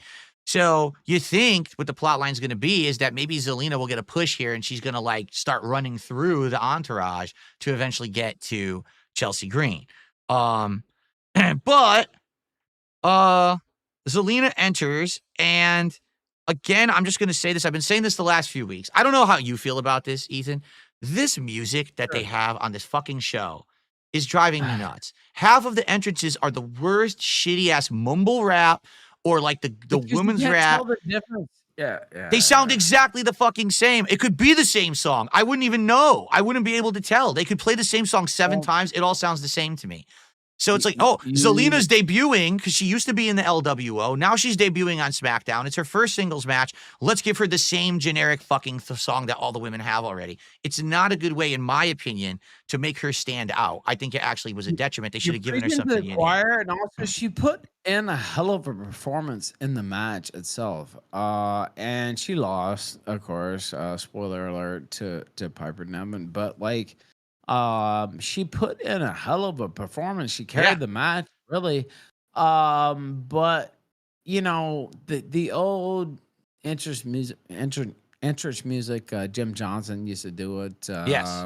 Yes. others, and like they all, maybe some you thought were corny or whatever, but you could tell everybody apart, right? And now it's like I can't tell anybody apart from the ones who have the old songs who were made before these fucking excuse me, people showed up. Right? And so yeah, I agree with you completely. I did think it was a good match. Um between Piper Nevin and what's her name? I'm skipping through my notes here. Zelina? Uh Or are you yeah, talking yeah, about, yeah, Zelina? Zelina Vega. Yeah, it was a good match. It was actually a good match. Here's the thing that I don't get. So it seemed like they were building up this big plot line that it was going to be Zelina's going to take on all of the regime and going to run through them and eventually get the match against Chelsea. But if in the first match of that series she loses, doesn't that kind of derail and deflate the whole thing? Like now, even if Yeah, in future weeks, if she does good, like it kind of sucks because the first chance she had to show that she was strong and that she could hold her own, she failed. So I don't know what they were yeah, really but getting at there. I agree with you, but like she also did really hold her on though. Like if you watch the match, like she kicked motherfuckers in the face and she's taking everybody out, and it was only through overwhelming odds that she got defeated, right? And so you're right. She lost in the end.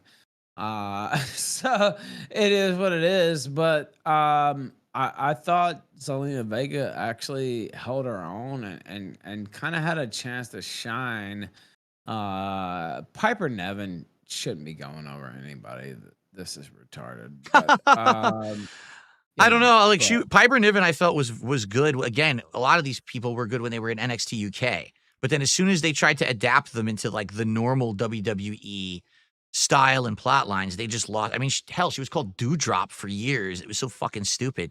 So now they're trying to get her into this new, this group, this regime with Chelsea. It's like they yeah, the I green regime. Yeah, yeah, I yeah. agree with you. Zelina looked good. I just don't know how they're going to rescue the plot line when she already lost the first match. I guess we're going to have to see next Well, week when because they how continue it. can you? And then WrestleMania is around the corner. Like I don't disagree, but I will say that Zelina carried the match. I'll agree on that. And she got, body blasted by Piper Nevin. I mean, She flattened. 500 pounds like falling on you, like you can't beat that, Yikes. right? So like I agreed with the finish. Like if that's the finish you're gonna do, like that makes sense. But I don't know. I feel like there's a greater upside. And that's not to say you can't use Piper Niven, by the way, for some good things, but I don't think it's happening now. All right, let's see here. We've got uh Jade Cargill, interviewed by Kathy Kelly. And Kathy says, "Are you ready for Liv? Are you ready to return? This is your first match back since you've been out, after the attack." She basically says, "Yeah, I'm ready. And when I'm done with Liv, Naomi's next." But it's just, to me, like Jade is the one. She's the athlete. She's the view. She's not the talker. That's for sure. Like when she's in this interview, I'm like, she's got a Hey, ways look, to go. can I say this? Jade Cargill sucks. And Oh, I'm just gonna be real. Jade Cargill fucking sucks.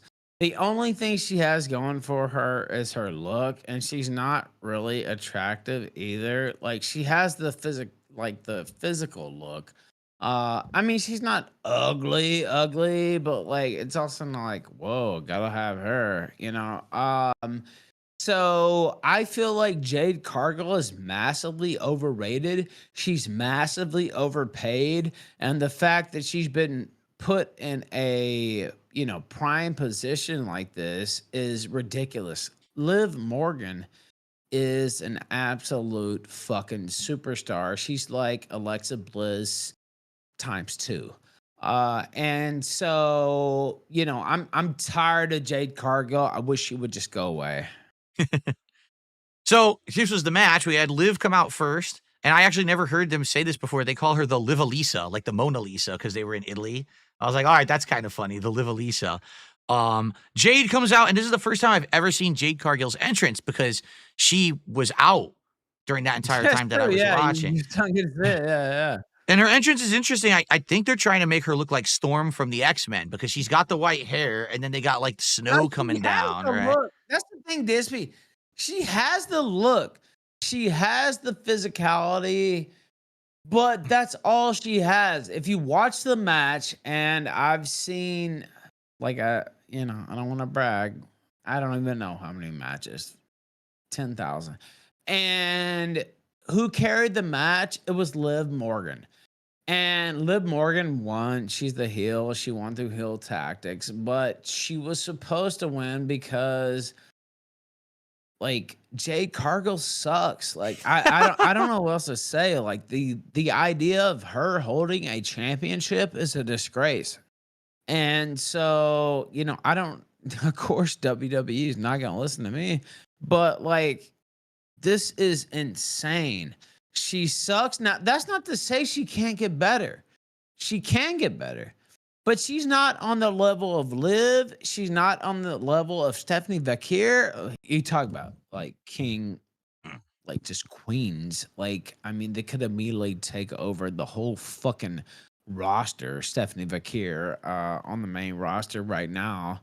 And then Liv Morgan, who's been putting in work for a year. And what about Alexa Bliss? Yeah, where is she? Who is also an all-time fucking legend. Who, like, I just am stunned that they're pushing this. What? Because she's a, and again, I'm not. It's not. It has nothing to do with racism. Like, she's just a big black chick who's muscular and like she can slap people. Like, that's it. And so I'm not sold. She can't cut a promo. Everything she does sucks. And so Liv carried the entire match and she won deservedly so. Yeah, basically to summarize the match, Jade starts hitting all these power moves, everything you would expect someone with that body to do, that kind of a build. Liv, about halfway through the match, finally kind of starts reversing and taking some advantage. But then at the end, the ending is where it sucks because I wish that they had a real match with a real ending. Naomi comes out, distracts the ref, hits Jade with the belt. So now Jade gets like clobbered, and then Liv wins with the cheap, but 1, she's 2, a 3. heel though, right? I agree, but at the same time, I would have liked to see Jade either win legit or see Liv beat her clean instead of having to. But I get it; it's going to build up the plot for WrestleMania. We're going to see Jade versus Naomi, so I get it. I know why they're doing it. Yeah, so. it's a heel finish. I understand what you mean. Like, of course, we would rather have a clean finish, but like, it was meant to further the Naomi Jade feud, right? It really didn't have that much to do with Liv. But if you watch the actual match, which I watched the entire match, and Liv carried that match. You talk about bumping all around the ring for a person who is sort of green when it comes to, and I use that term for folks who know maybe, sort of green when it comes to wrestling. And it's not that she can't be better. She can. Like, I'm not saying she sucks and like, oh, it's over for her. That's not what I mean. But she's not Liv Morgan. She's not, she's not even Bianca Belair. She's not any of these ladies who are already primed and ready to carry the torch. And I just fail to understand why they're pushing her so hard. Well, we'll see how this feud gets built up towards WrestleMania. Yeah, I mean, we don't know yet. Hey, if she wins the title, like she's gonna, I don't know. If she does something at WrestleMania, okay. But like, I are you seeing it? WrestleMania? Of course I am. Oh yeah. No. I mean, no, but I mean, are you seeing like Jade Cargill as a star. This right was the now. first time I've ever seen her because, again, she's been off TV. Well, This she's is her been out first for match like 6 back. months. Yeah, you're right. Okay. So I But, got to like, get caught up. I'm the what one you who's being, saw- What you saw, did you see like, oh, wow, this is somebody. it was like, oh. okay. Again, it was like a typical big man, big woman, like China back in the day kind of a deal. And again, first time I'm seeing it, I'll reserve my judgment till I see more. But I hear you. Like, she was in she was in AEW. They did the same thing. Now she's in WWE. They're doing kind of the same thing. They're pushing the big woman. We'll see where it goes. We'll see if she has that star power or not. It's not going to go very far. And I see people talking, see one person actually talking about Alexa Bliss botched all the time. Ralph is pussy blind. Guess what? Alexa Bliss was the most over woman on the roster, you dumb fat person. And so, if you can't understand that, then you're stupid. I don't know what to say. And there's a reason there was a pop when she came back. There's a reason that people still love her to this day. And it's because Miss Bliss, that's why. A botch. Like, who gives a shit?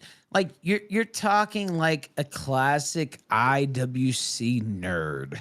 Somebody fucked up a move. Who cares? Like, this shit is not real. Like, I hate to spoil the bubble for you.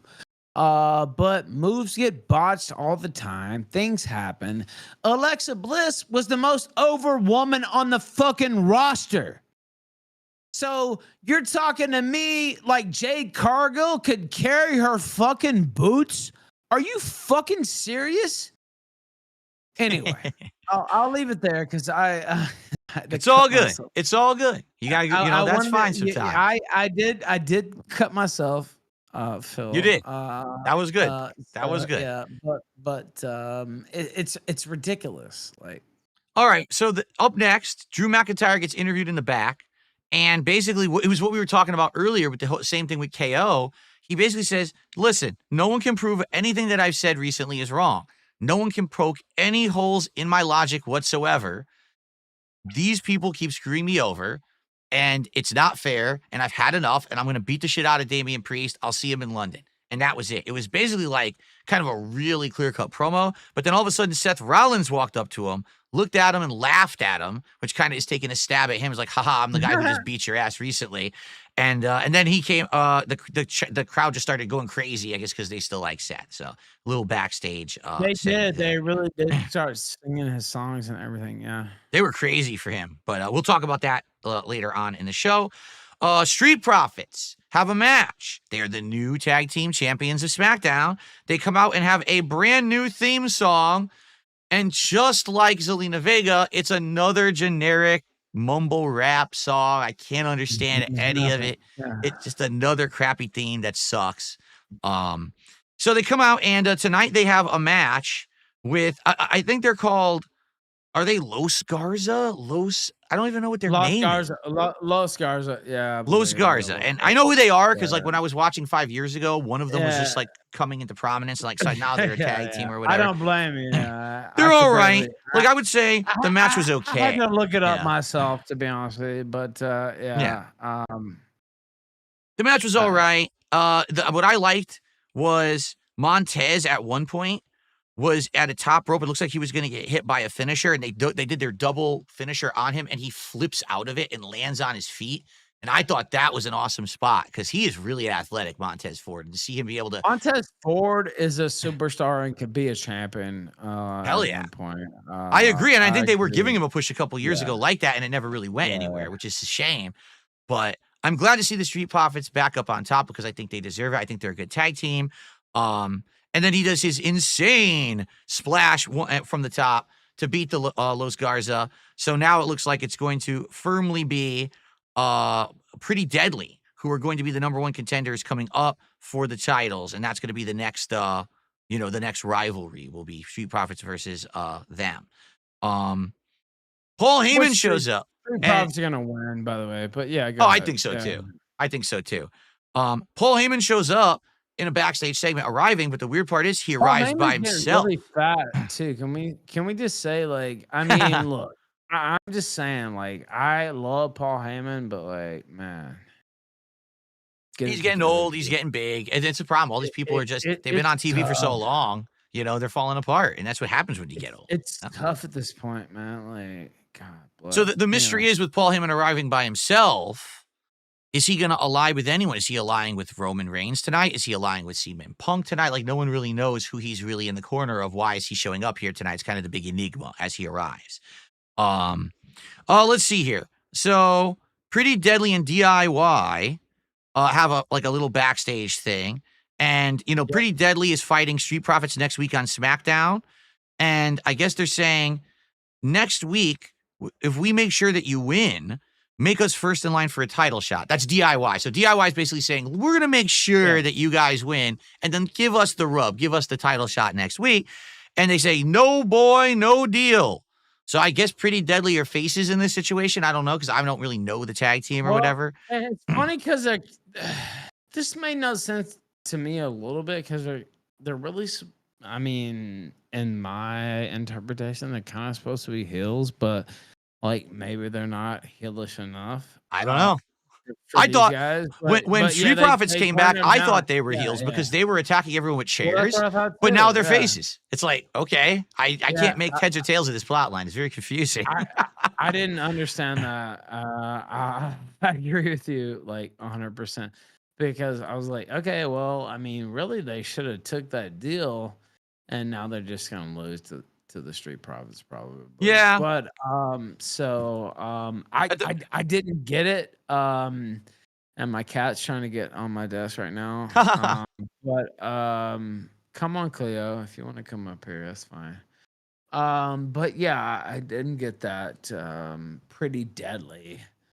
At the very end of the segment, the Motor City Machine Guns walked up. Turn them face at some point, like I don't know, but Yeah, so the Machine Guns walked up and teased DIY, and we're like, ha ha. So now you guys are at the back of the line with everybody else. So I guess DIY really isn't in any kind of a title picture right now. All right, so main event of SmackDown, the big confrontation. It's going to be Roman, CM Punk, Seth Rollins. They're going to have it out, okay? So Roman comes out as the OTC with Paul Heyman, okay? But the weird thing, and I've been calling this out ever since Roman returned weeks ago, is that he's wearing a T-shirt that actually says YTC. And it's like, so he's not So the original tribal chief is what OTC stands for, right? That's right. So I think YTC is supposed to now be your tribal chief, because he won that necklace. He won the hula, whatever the hell it's called, the Hawaiian necklace thing. So I think he's changing his plot line, or a new thing, but he hasn't announced it. So everyone still chants OTC. His screen entrance still says OTC, but he's wearing a shirt that says YTC. I don't know why they just don't change it so that people can understand what's going on. I would assume they're probably selling the YTC shirt, but I don't know why they haven't really talked about it yet. So crazy amount of chants and pops. I agree with you, by the way. It's so funny because you picked up on the same thing I did, and I'm like, it doesn't really make any sense. I don't know what they're holding out for. They could easily just announce this any week, you know? And I'm glad you brought up this segment, because I finally got my notes back up. CM Punk got by far the loudest cheers of anybody in this segment. Yeah, I think so. And so, like, he blew the roof off the place. And he even, if you watch the segment, he says, "You owe me a favor, Paul." Yes. And Paul's like, "Oh no, what do you mean? Not right now. Not right now. You don't mean right now, right?" And then Punk looks at him, and then all of a sudden, or excuse me, Roman Reigns looks back at him, and then all of a sudden Punk sneaks attacks him basically. And then it's like, I don't know. I can't predict what'll happen at WrestleMania, but like there's two or three things that can happen. So one is, Reigns just super Reigns wins, or Punk wins via Heyman cheating, the favor, and joining with Punk, and we get the Punk versus Cena feud right after, once Cena wins the title against Cody. Or we have the other option is Heyman joins with Rollins. Now the wild card. Like, Yeah, that's the wild card. That's the dark horse that can happen. But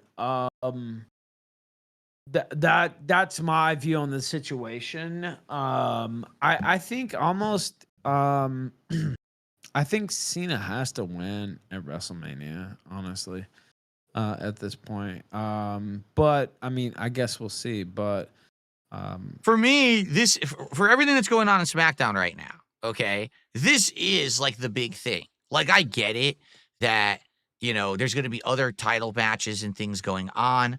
But for me, like, I think that this triple threat is going to be very exciting because you got the three guys that maybe you thought they were going to be in the title picture. You thought they were going to win the Rumble. You thought they were going to win the Elimination Chamber. And none of that came to fruition, but they're all big highlight stars. They're top of the marquee.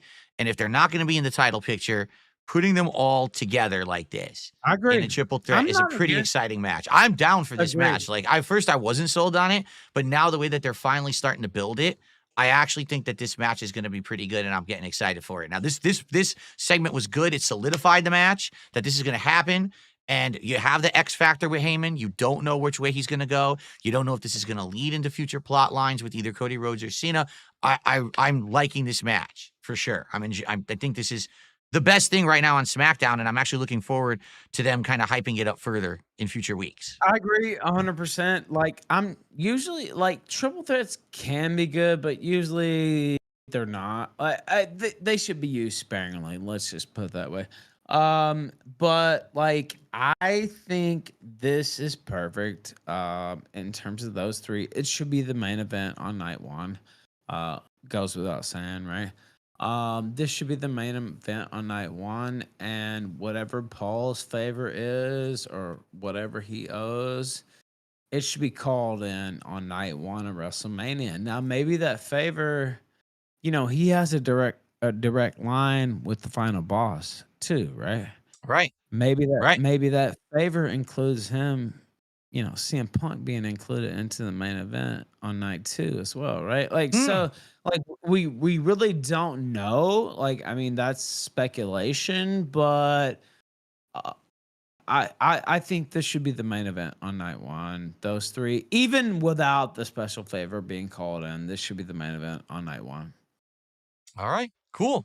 All right. That was SmackDown. I mean, what else? What else is gonna be the main event? Jey Uso and Gunther. Hell, I agree. That's like, I feel like that's a curtain jerker mean, match. That's an opening match yeah, for like, WrestleMania. no, That yeah, is. you open that. You could really like do some things. Like, it could be great as an opener, but like that's not. No, that's not the closer. Jesus Christ. Right. All right. So yeah. before we get to Raw, I want to do a few more shout outs for contributions that came in while we were talking about SmackDown. I think we may have to open one more pack of cards, and then we're going to do Raw, and that's going to be the show. So let's get right into it. We had Epic Gamer with a $2 super chat. So thank you to Epic Gamer. We have Sucker Punch Project with a $5 super chat. And it's something to do with your past, so I'm not going to read it because I'm sure that's probably something private or personal. Review Dropbox USA with a $2 super chat. And they said, Ralph, what? He's asking if your favorite wrestling romance was Lex Luger and Miss Elizabeth. I don't know what that's supposed to be. No, actually, my favorite wrestling romance would be, I mean, it had to be Macho Man and Elizabeth, right? Luger and Elizabeth didn't have a happy ending, so no. Right, right, that's for sure. They Holy were shit. mad because I tweeted about that recently, and I was like, "Fuck you, Luger." But Luger's going in the Hall of Fame. It wasn't his fault. Like, a bitch OD'd. Like, he didn't make her take those pills. Like, whatever, shit happens. Like, so I don't hold it against Lex. All right, we've got Andrew with a $20 super chat. Ralph is a king. Stay up, brother. All right, that's very nice. Thank you. Thank you. Andrew. Appreciate that. That's a nice comment too. Lord Licorice with a $2 super chat. Hey, happy birthday, PFP. Enjoy the L tonight. There you go. I don't know if it's actually his birthday or not. I have no idea. Greg with a $3 Australian super chat, which is about the equivalent of like $2 USD. And he says, he's saying something about you I'm not going to read. The FBI YouTube division, which I'm sure is official. You know what? Read it. No, I'm not gonna read that. I'm on YouTube. I'm not gonna It's read that. too I much? know. Okay, I know all what right, it's a fair enough. reference to, so I'm not gonna read that. Fair enough, fair enough, fair enough, fair enough. So the FBI YouTube division with a $5 super chat says everyone hit like because Perspicacity is trying to flag the stream down tonight. I don't know if that's Nah, true or not. you know what? I Everyone, don't think so. He's everyone, mad at me, but everyone on the whatever. planet tries to flag my streams down. It never works. I think he actually is watching this. I think he was looking forward to it. We had a parting of the ways, and he hates you actually, which I never really understood. He was a co-host of mine for I don't know, maybe like a year. I never really understood the hate toward you, Phil. Like I just can't get it, right? Like I said this before on my own show, like I can understand people hating me more than I can understand them hating you, right? Like I really just don't get it. And of course he knows all your lore and all this stuff and does he? supposed lore, right? Like who knows? Right? Like supposed lore. But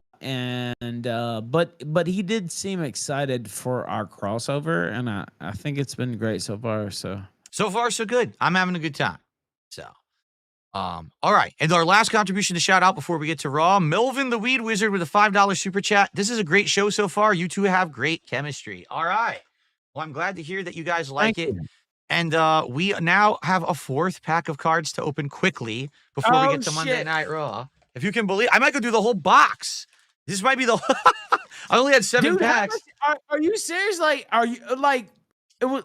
Yeah. This is the 4th pack. Okay, you know what? Pack. Like, it's gonna be hard to beat me. I'm not gonna lie. In terms of like 4 pack, that means $400 were earned. That's right. That's right. We're doing it every 100. It's gonna be hard to top the Ralph amount. I'm not saying it can't be done, but it's gonna be hard. So, open this real quick. I'm gonna step away because Smoke is yelling at me. I have 2 cats. You have Jasper. How many cats do you have? Just the one. Just Jasper Kitty. Just the one. You're lucky. I have 2. But I'll be right back. And if you pull something amazing, definitely save it to show me. Sure. Absolutely. All right. Let's do it, guys. Let's do our pulls here. So our first pull of the night here, Monday Night Raw. I'm going to have to get my glasses again. Actually, I didn't even know that this guy is on Raw. I know he was on NXT. I didn't know that he got promoted to Raw. Ilja Dragunov. I know that he had been the NXT champion for a while, and he actually had been in that. Oh, hold on. I got to do the focus. He had been in that feud with Gunther before Gunther actually got promoted to the main roster. And he is a big guy. Like, everyone liked him, right? But I haven't seen him on Raw. Apparently he's on Raw, but he hasn't been on Raw since I watched Raw in January. So I don't know. I don't know where he is in the roster right now. Ilja Dragunov, right? Okay. Up next, we've got a legend card. Okay. It is. Hold on. Stacy Keibler, who I can't remember. I don't think we had this one yet. I don't think so. And this is a variant anyway. As you guys can see, this is the variant of Stacy Keibler that has the chromium border. Now, wait a minute. Hold on. Whoa. What was it? Was it 48-inch legs? I can't remember. I don't remember. Oh my God. I remember the ring entrance. I definitely remember the ring entrance. That's for sure. Well, he was in WCW first, by the way, Standards and Practices. But she went to WWF. See, I'm going old school. She was in WCW first. Then they hired her, and they had a statue of her legs and her ass. Wow. And her legs, I believe they were either 48 or 58 inches long. Wow. Her legs. And if you see her now, look her up. Well, you don't have to do it right now, but like, look her up now. And Trish has aged great, but she's had a little work done. No problems, right? Like, she did good work. Right. but like Stacy Keibler is a goddess. And she, whew, We've got the oh variant too. my This is God. the chromium and the black and white variant. Again, I doubt it's worth anything. It's probably worth like $4. I'll buy it from you. How much? There you go. Oh, for you, $27. I'm just kidding. All right, let's You know see. what? I might pay $27 for that motherfucker. Like, no shit. Are you serious? Like, I am a Stacy Keibler complete stan because she never had any work done, and she's come so beautiful to now. And Trish is awesome too, but she had a little work done. I don't blame her. Like, if you're on TV and you have work done, it's normal, right? But like Stacy Keibler is just goddess. This next card might actually be my favorite one out of all the ones that I have had. It's not even a rare one. It's a regular card, but it's the Iron Sheik, who is a fucking badass. Rest in peace to the Iron Sheik. Keibler. No.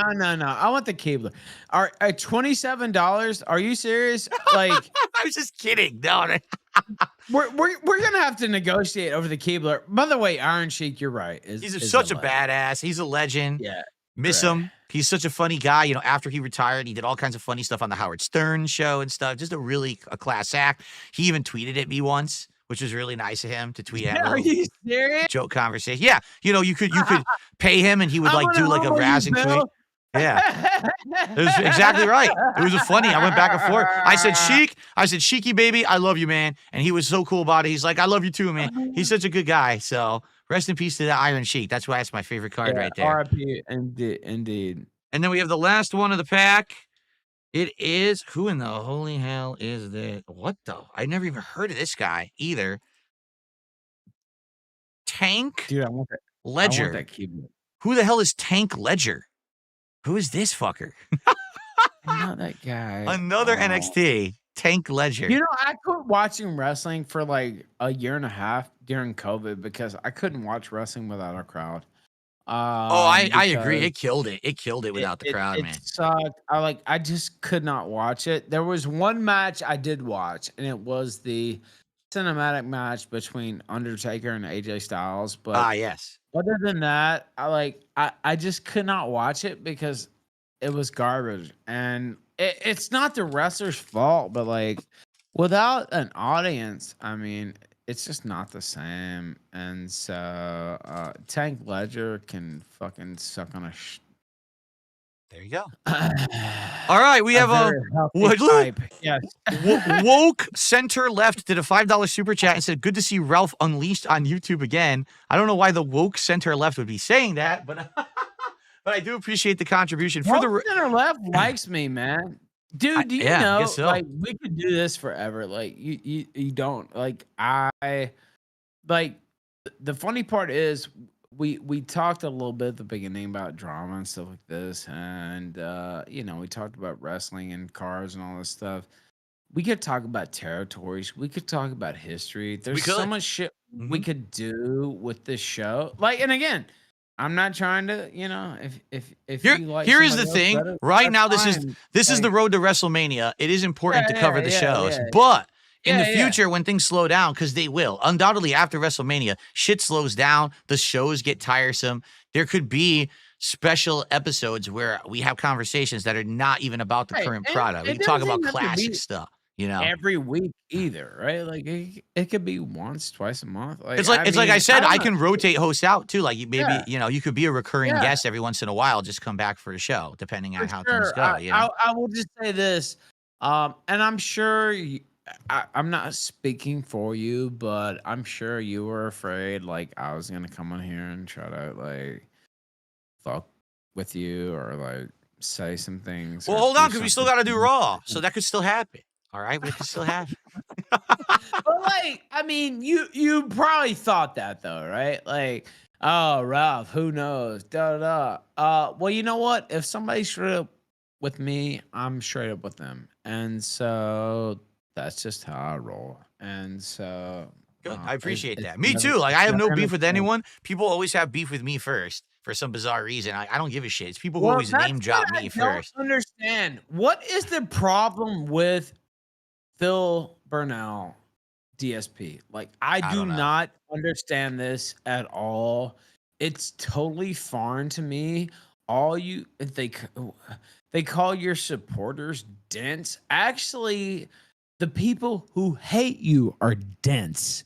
That's what I don't understand. And believe me, I would love you to turn back into the king of hate because I think that's fucking hilarious, right? I love that. Like, I love talking shit to all these motherfuckers. Like, that's what drives me. Like, that makes me happy. But like, you made a choice to say, you know what? I want to get away from that. I just want to do fun content. I don't want to be the bad guy. I don't want to be the king of hate. Well, I do. First off.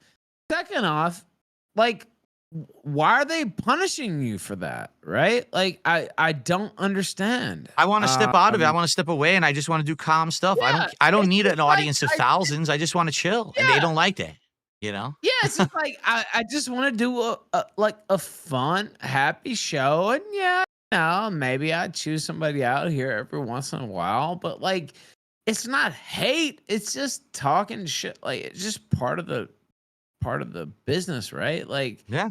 I don't know, man. It actually it just drives. I won't say drives me crazy, but like, I just don't understand it. So.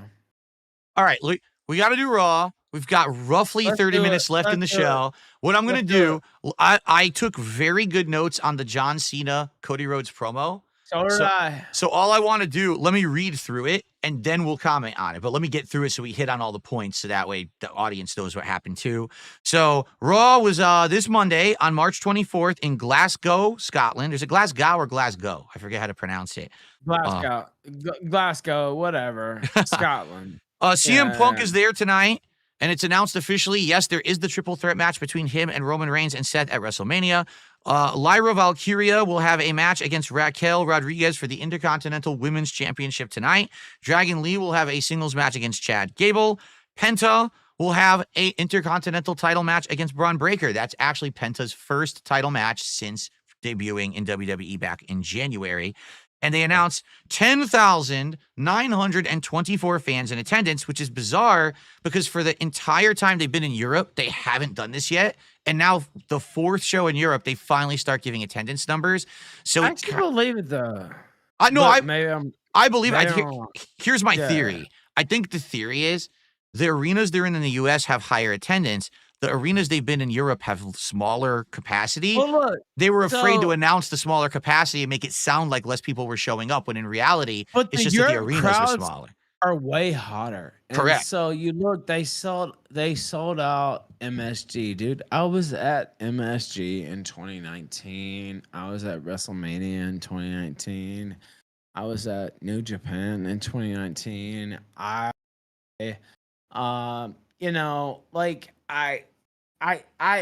You can't trust any number from a wrestling corporation, right? Because yeah, it's a work, right? That's true. But like, when I was sitting there, and I have the video, maybe I'll post it after, of Stone Cold flipping off the audience in front of 19,000 fans. Maybe I'll post that, but like, I was there for that, and I don't think they're lying. Like, they sold out Elimination Chamber, they sold out Royal Rumble. Yeah, they're doing great. Their attendance is great. Sell out Royal Rumble. I mean, excuse me, WrestleMania. Like, they're killing it. Like, this is what I told somebody else the other day, and they said, "Why would you want to do a wrestling show with Phil Burnell?" And I said, "Well, for one reason, Phil's not totally dumb to the business. He knows what it is. And second off is, I consider myself a smart up fan, who was born into this business, basically, right? And Memphis. I'm from Memphis, and so right? Like that's my life. Like this is my lifeblood. And so they said, "Why do you have to have Phil?" I don't have to. Um, but like the semi-casual fan is actually what makes the business go round. You know what I mean? Yeah, And sure. so right, like so, like you know, All right, let's get to the John Cena promo. internet Mark can say, "Oh well, this shit is fire," da, da, da.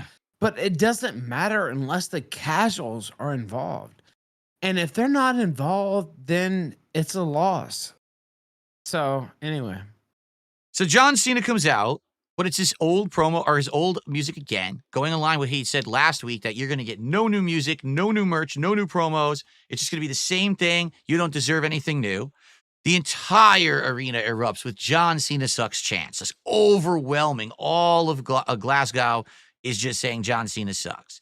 Says the last time is now both on the screen and on his towel and on his shirt. That's what they're still going with. So he hits the ring. He says, "Hey, something on your mind? I turn the spotlight on you, and I can tear any one of you guys apart that I want."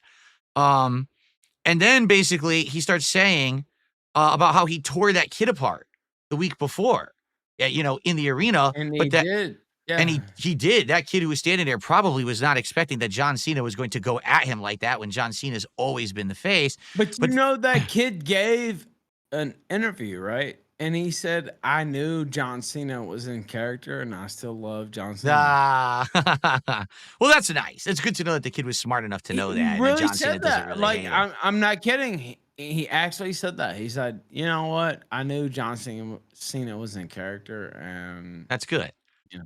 So John says, it is weird because did you know WWE officially posted that kid's face all over the internet?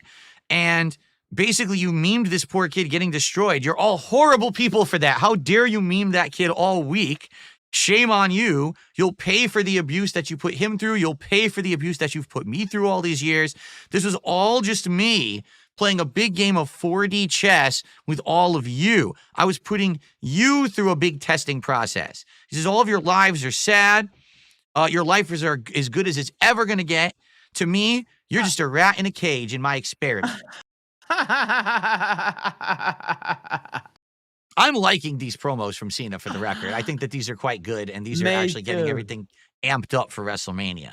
He says, look at this. He even does an experiment, right? So he starts saying things. He's like, so when I say this, you'll do this. When I say this, you'll do this. And the crowd starts saying, what? What? The old Stone Cold response to everything. The what Yeah, phrase. the what? And then he Yeah. then By he the way, says, Stone Cold will be at WrestleMania. Like, "Oh, I'm there's sure no he will. doubt. I don't know if he'll do Yeah, anything, yeah, but that's awesome. Hopefully he will be involved in something." yeah. So He'll be there. He'll so be there. Cena goes, "When I speak in rhythmic tones, you say," and then everyone goes, "What?" So they all played right into his hands. He knew that they were going to do the what chants, and he just immediately showed that he could control the crowd whenever he wanted, and it was actually really well done. He goes, "It's so simple with you people. In April 2005, I gave you the WWE spinner belt. And all of you ate me alive for that. You said it was the toy belt. You said I was disrespecting the WWE's legacy." And then he says the best line, He in my did. opinion. He goes, "I am going to ruin wrestling for all of you, all the I agree. fans, all the I agree. wrestlers, everyone. At WrestleMania, I'm going to win my 17th title. And when I do that, I'm going to make you all forget about Ric Flair, who was the That was 16-time great. record holder." And he says, "You're all going to just say John Cena from now on, and I'm going to retire with that belt. You will have to create another belt, a new one, a new toy belt, because I'm going to come home with the real one, 'Cause and I'm you not know coming why? back." You know why this was so brilliant? Because it's like, oh, I made the toy belt. Okay, now you're gonna have to make the toy belt. Like it was so and again, whether it happens or not, but like this was perfect. And so I think that Cena is going over at WrestleMania. I think Cena's gonna win the title, and I think it's gonna be a year-long chase against him and CM Punk and everybody else to get the title. I think the way I see it, and by the way, just to tell you how it ended, and then I'll give you my take. So Cody Rhodes entered, and he says, "You think you're going to take this title away from me? Well, I made a mistake last week, but you did too, which you said when I was in the, I don't know, I wrote the wrong notes here, but basically he says, I fought hard to hold this belt. The timeline hangs in the balance, but it's just because of your vanity. You want to take this belt? He says, what are we waiting for? Try to do it now, basically. Basically, he's calling John Cena a bitch. He's like, you know, you're talking all this big shit. You're just going to take the belt. Right. You're going to hold, you're going to destroy wrestling. Just take it from me now, big boy. Right. And John's basically leaves, says, nope, I'm just going to leave. And he walks out. And that's kind of cool because it's a slow, really gradual turn. Cena is flipping completely. I like this. I don't want to cut you off, but no, go ahead. Go ahead. I love that happened because, like, people, like, I read responses and they said, you know, Cena was big dogging, you know, Cody Rhodes, and he didn't respond to him and this and that. That's a classic heel response. Right. Just leaving, throwing the mic down, fuck you, and maybe I'll talk to you, maybe I won't. Before WrestleMania. That's it. Like the WrestleMania match is the match. Like that's it. That's it. That's what people care about. Like nobody cares. Like I saw so many reviews and they're like, John Cena could cook Cody Rhodes on the mic and like he could do this and that, and maybe he could, to be honest with you. But that's not what it's about, right? And so yeah. Okay, so that was good. This 2 weeks of pretty great promos from Cena and Cody Rhodes. I like where this is going. I can't wait to see where it goes next week. I'd like that we have all this series of shows leading up to WrestleMania to see where these promos go. All right, so up next, Jey Uso will have a mystery partner tonight versus A-Town Down Under, and his mystery partner of all people is his brother Jimmy from SmackDown. So the Usos have reformed here in an epic one-night-only match on Monday Night Raw. To be fair, I think that the match was decent.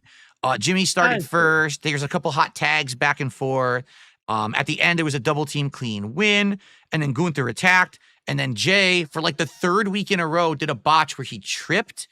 But I actually think this week it was like done on purpose. It definitely was. They were trying to capitalize on the real botches that had happened the last couple of weeks, is what it was. I right? actually think the real botch like did happen, but you know, they made a storyline out of it, right? And so that's brilliant, right?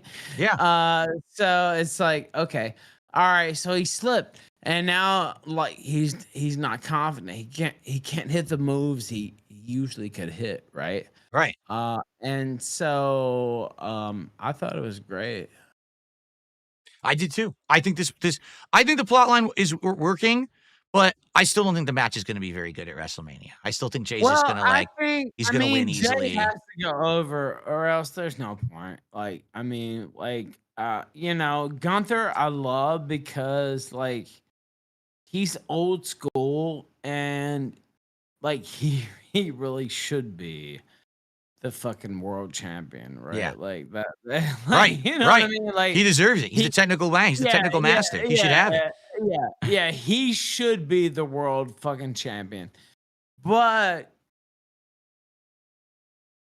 he has to lose, right? Yeah, or else all this was for nothing. The entire thing since Royal Rumble was for nothing if he wins. So that it sucks. This is the one match. It sucks. You know the outcome. You already know the outcome. It's not very exciting. If I was to book on like who I wanted to win and who I thought should win, it would be Gunther. because he's the real world champion. He worked in Europe. People don't know the history. Like, go look it up, motherfuckers. If you don't know, this guy worked his ass off in Europe for years and years and years and years, and he deserves it. But also, it's like, okay, well, Jay's the guy, right? Yeah. Like, That's the guy that's selling the merch. That's the guy that's getting the chance. That's the guy that they want in that main event. And there's not much you can do about it when he's the one printing the money. They're going to put him in that spot. And Gunther's had a good run in NXT. He's had a good run on the main event or the main roster. I guess we'll see what happens after WrestleMania after he does the job, because I think he's going to curtain jerk and lose. So. If they shot me and Gunther wins, I would be laughing. That would be mind-numbingly weird, and it would be a shock. I won't be sad at all. Like, I'll just be laughing. So, okay, the next segment was Judgment Day in the back. Finn blaming everyone for all of his problems recently, and he says, "Hey, why not talk to Penta before his match tonight, Dom? Because Penta has the Intercontinental title match tonight, if you remember. So they're still building towards, will Penta be recruited to the Judgment Day or not this week? That's kind of the ongoing plot that will be fleshed out later in the night. Yep. There is a Adam Pearce segment where he is talking with Gable. Remember, Gable was supposed to wrestle tonight, but Chad Gable has a doctor's note saying that he's sick and cannot wrestle. But what a shocking coincidence that there's a new wrestler debuting tonight by the name of Grande Americano. Yeah. And he can take his place. And of course, everyone's like, that's you. And he says, no, it's not. So this is what they're going for, that El Grande will face Dragon Lee. Yes. Do you know they called this racist? Well, I mean, EW fans called this racist. Then I guess Mr. America was racist when Hogan wore a luchador mask too, right? It's a joke, dude. That's the whole fucking point. Like, it's a fucking comedy angle. Exactly. It's a joke. It's not serious, but these people are dumb. They're very dense. They don't get it. Like, they literally called this racist. And I'm like, okay, whatever. But yeah, I could point you to not even 3,000, probably 23,000 tweets of this being a racist angle. That's so stupid. But it's not. It's just silly. It's just stupid. And he's gonna get his comeuppance. And Ray Phoenix, who maybe people don't know, is the actual brother of Penta. And the Lucha Brothers, that's not a joke.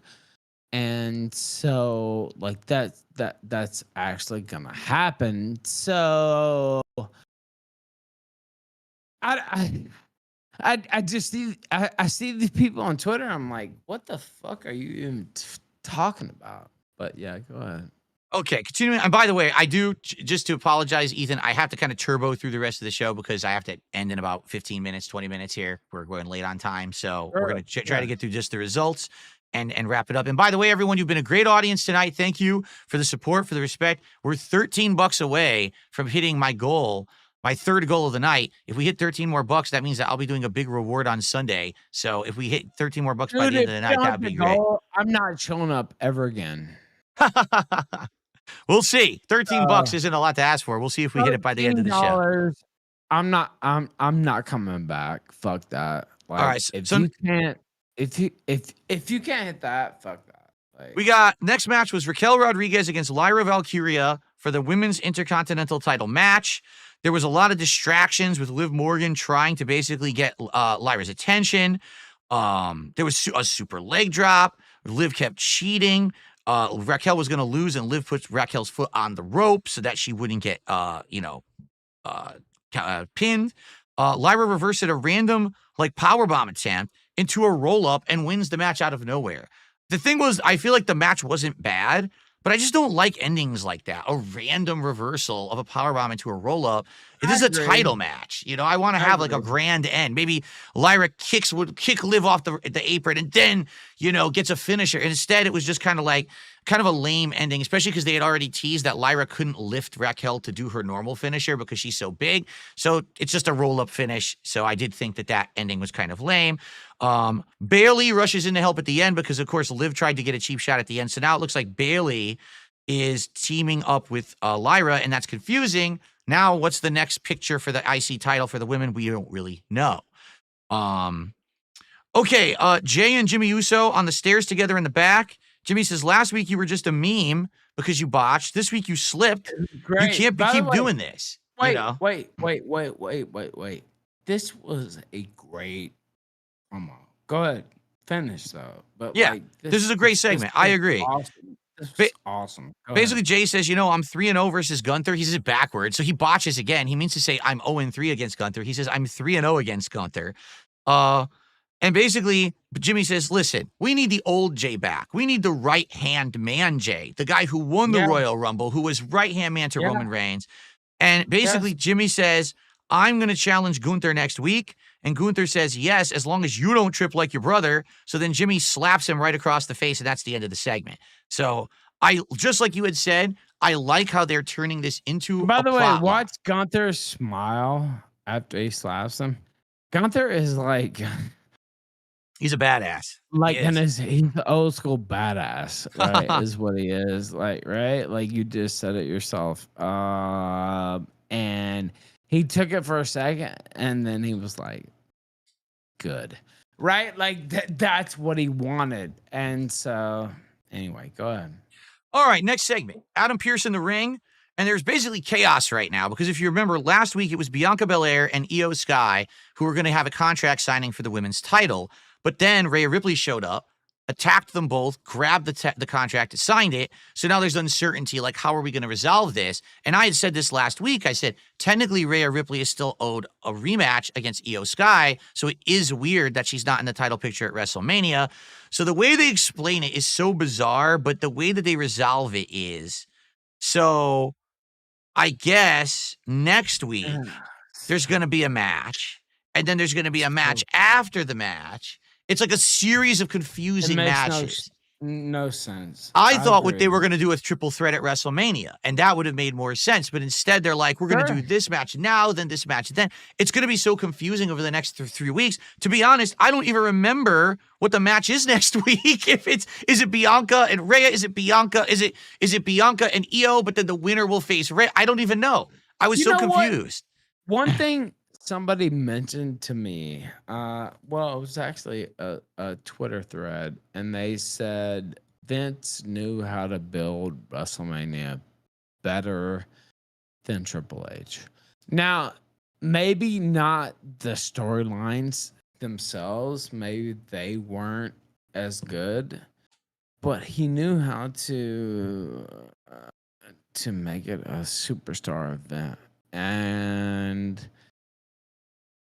this is an example. Like, it's like, what are you even doing right here? Like, just fucking. Like, it's too convoluted. They could make it more straightforward, and more people would be behind it then. But now it's every week we got to have a cat fight. Every week we got to have uncertainty. So I've been clarified in my own chat. They said, so here's what it's going to be next week. It's Rhea Ripley versus Io Sky on Raw, and Bianca Belair is the special guest referee. Now, whoever wins the match faces Bianca at WrestleMania. Sure. So I'm sure that's going to go down fine, and Bianca totally won't screw them both over or whatever, right? Like, totally. It'll be a nice right down the middle call, I'm sure. Okay. There's a backstage segment. Dominic Mysterio is trying to recruit Penta to the Judgment Day and says, you can be the Intercontinental Champion tonight if you accept. So now it's kind of this big question mark. Is Penta going to join the Judgment Day during tonight or not? We don't know. And that's going to be in limbo during the match later tonight. There's another segment. The New Day demand a tag team title match for the titles at WrestleMania. Adam Pearce says that they should have a match next week instead. And that's it. So I guess New Day is going to have a match next week to see, I guess, if they're going to qualify to actually be in the tag team title picture at WrestleMania. New Day hasn't really been doing much. So I guess we'll see what happens with that. There we have the Dragon Lee match versus El Grande Americano, not Chad Gable. And Of course not.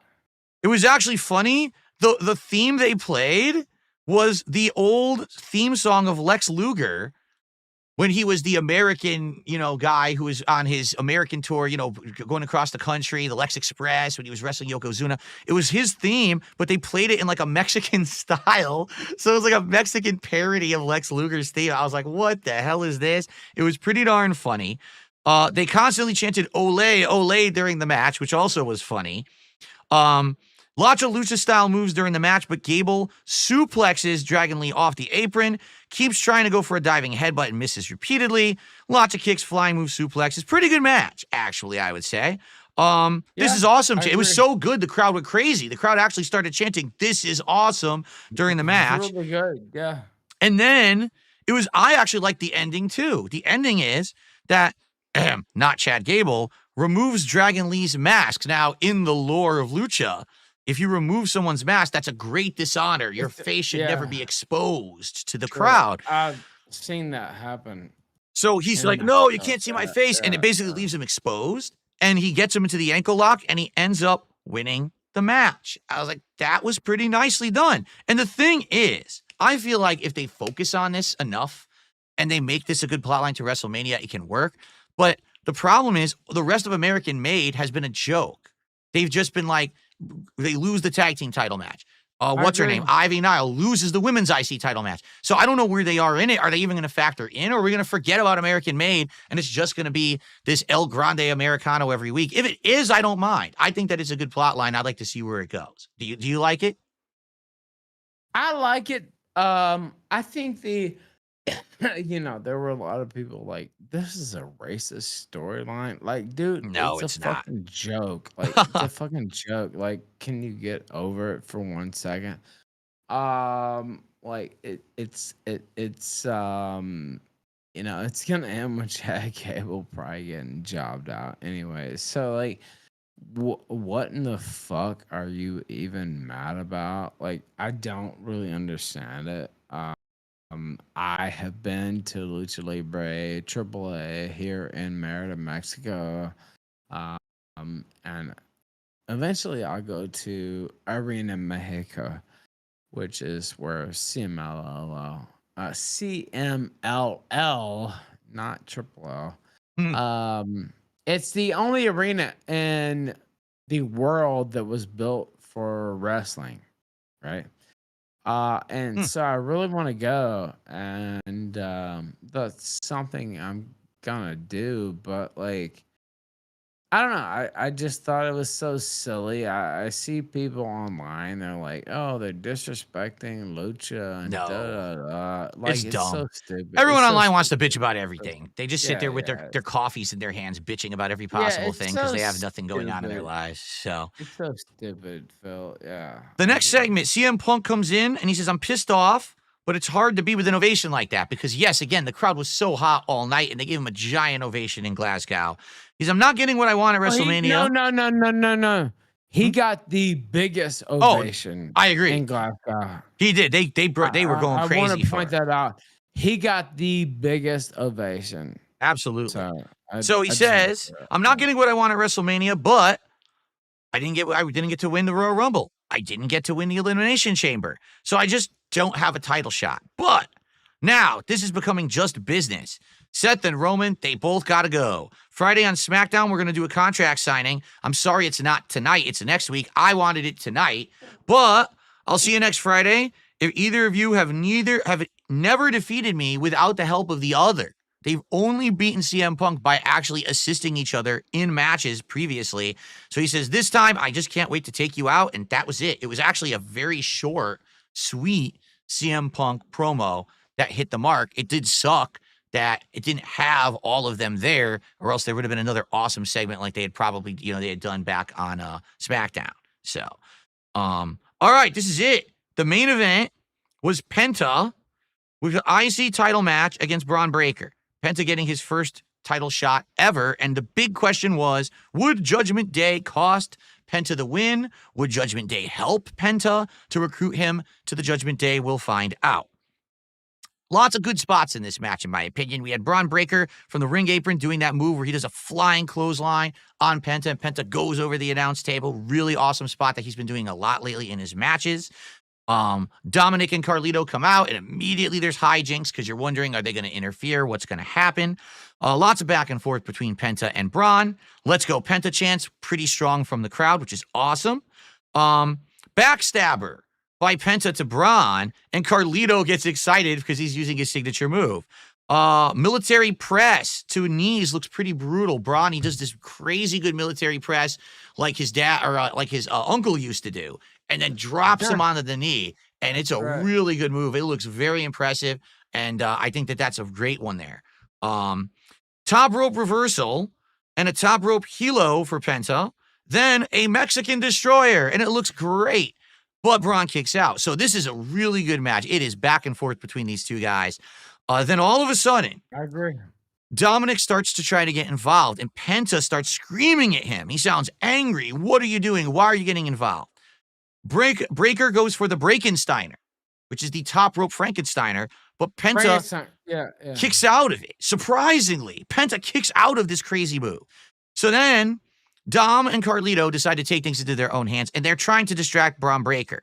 So Dom basically takes it too far, chops Braun Breaker, and it's a DQ. And it's like, oh, this is such a good match, man. To ruin it like the DQ like that really just kind of deflated. No, you know? It was great though. Like, well, it's classic heel stuff. You're right. Yeah, it's classic heel shit, right? Like, I mean, you're right. Like, the match should have ended like clean, but like, that's classic heel shit. So basically what happens is the Judgment Day start to literally beat the living crap out of Braun. Even Finn Balor comes out, grabs a steel chair. He starts beating the crap out of Braun. Then they say, we're going to hand the chair to Penta. And this is going to be Penta's official initiation into the Judgment Day. Will Penta take the opportunity? Penta looks at it, throws it back to Dom, kicks it right into him. No, he's not going to team up with Judgment Day. I mean, after all, they just cost him his Intercontinental title shot. It would have been pretty stupid for him to do that at this point. And basically, Judgment Day then decides, well, I'll just beat the crap out of both of them. And that was the end of the show. So it's good to see Penta not going heel, but at the same time, I guess now we have this weird triangle between Braun, Penta, and the Judgment Day. They're still teasing the Judgment Day breakup, and I don't know. Ray Phoenix is coming in. Is that what you think? That's what it is? Is that Ray Phoenix is going to come in to team up with Penta? Well, I don't know if he'll team up or he'll go against. I mean, it could go either way, honestly. Yeah. Ray Phoenix is coming in for sure. So, like, I don't know if it's going to be, like, on his side or against him. But, yeah, he's coming in.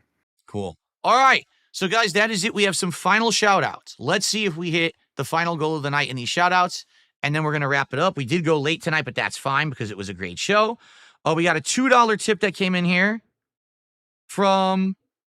Oh, someone is screaming that I should give you the Stacy Keibler card. I should just give it to you because you were such a great co-host tonight that this is your reward, is that I'll send you the Stacy Keibler card. It's up to you. It's up to you, brother. Don't worry about it. Maybe I'll do you a solid because you were a great co-host, and maybe I will do you the solid. We'll talk after the fact, see if maybe this way I can get it out to you.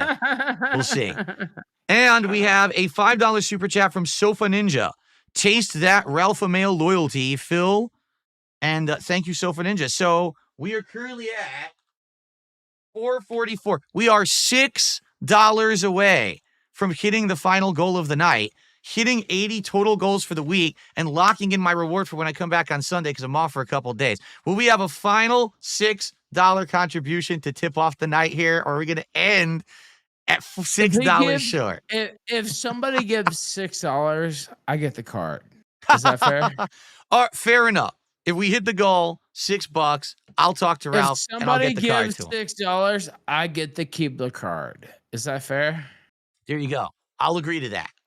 Can we do it? Okay. Can we get a $6 contribution here? Can we get it? Can we hit it? You know what the funniest part about that is? How much you want to bet for me to send you this card it's probably going to cost It like costs more than $100. it's gonna worth. Yeah, It's going to be like, seriously, I'll pack it in no, something nice, no. you know. I'll have it sent. I'll have you sent to Cali. Don't worry about it. Like, Oh, okay. That'll be better because yeah, I'm right next to yeah, Cali. That'll work. yeah. Okay. I'll have it sent to Cali. Not to Okay. Mexico, but All right. Well, if we hit $6, like I'm gonna get the keep the card. No telling how many times I'll jack off to that. Are you kidding me? Like there it is. Like, we got it. there it is. Carl with the Boom. $6 super chat. Boom. He says, enjoy King. We done it. So tonight we hit 3 freaking goals. One of the most successful Smart Guys episodes I've ever done by far. I would say the show went well. The chemistry was good. We did go a little long, but that's okay. You know, I think what it is when you start with someone, you know, a new host or whatever, you gotta find the right balance. And we did go off a little bit earlier about other tangents, but I think that the show went well. First of all, Ethan, I want to thank you for your time tonight. You were a gracious co-host. You did fit into the product well, I feel. We talked a lot about wrestling. You added a lot. We are going to have shows in the next 2 weeks that will be different co-hosts, okay? We got 2 more people on deck who are going to be tryouts going into WrestleMania, and then I'm going to make my decision. Keep the card, though. I want that keep the card, though. All right. Sure. We will talk. We will get the keep the card. There it is. But, yeah, I already know, man. If it's a one-off, that's fine. But we had fun, I think. So. That's right. All right, everyone. Thank you. Ethan, thank you. Great attendance, great engagement, great support, great co-host. Everything went well. I'll be back next week, same time, same place for Smart Guys, the road to WrestleMania with a new co-host. But be sure to leave comments on this video. Let us know what you thought. Do you have suggestions? Do you have anything that we could improve? Did you like Ethan as the host? What do you think? Your opinion matters, and we want to hear it. All right? Again, thank you so much, man, for being a host tonight. I really appreciate you. You're welcome. Any final words for the audience? I'll just say, rumble.com/killstream.live. That's where I am. And I had fun tonight. I did this on spec, right? Sure. And I did it because I wanted to. That's why. So, fuck all the haters. Fuck all the pieces of shit. And they can burn in hell. I think that's a perfect way to put it. There you go. Yeah. All right, for Smart Guys, this is it. Everyone, have a good week. See you all next time. Peace out and be safe. Bye-bye. See you next week for more Road to WrestleMania coverage.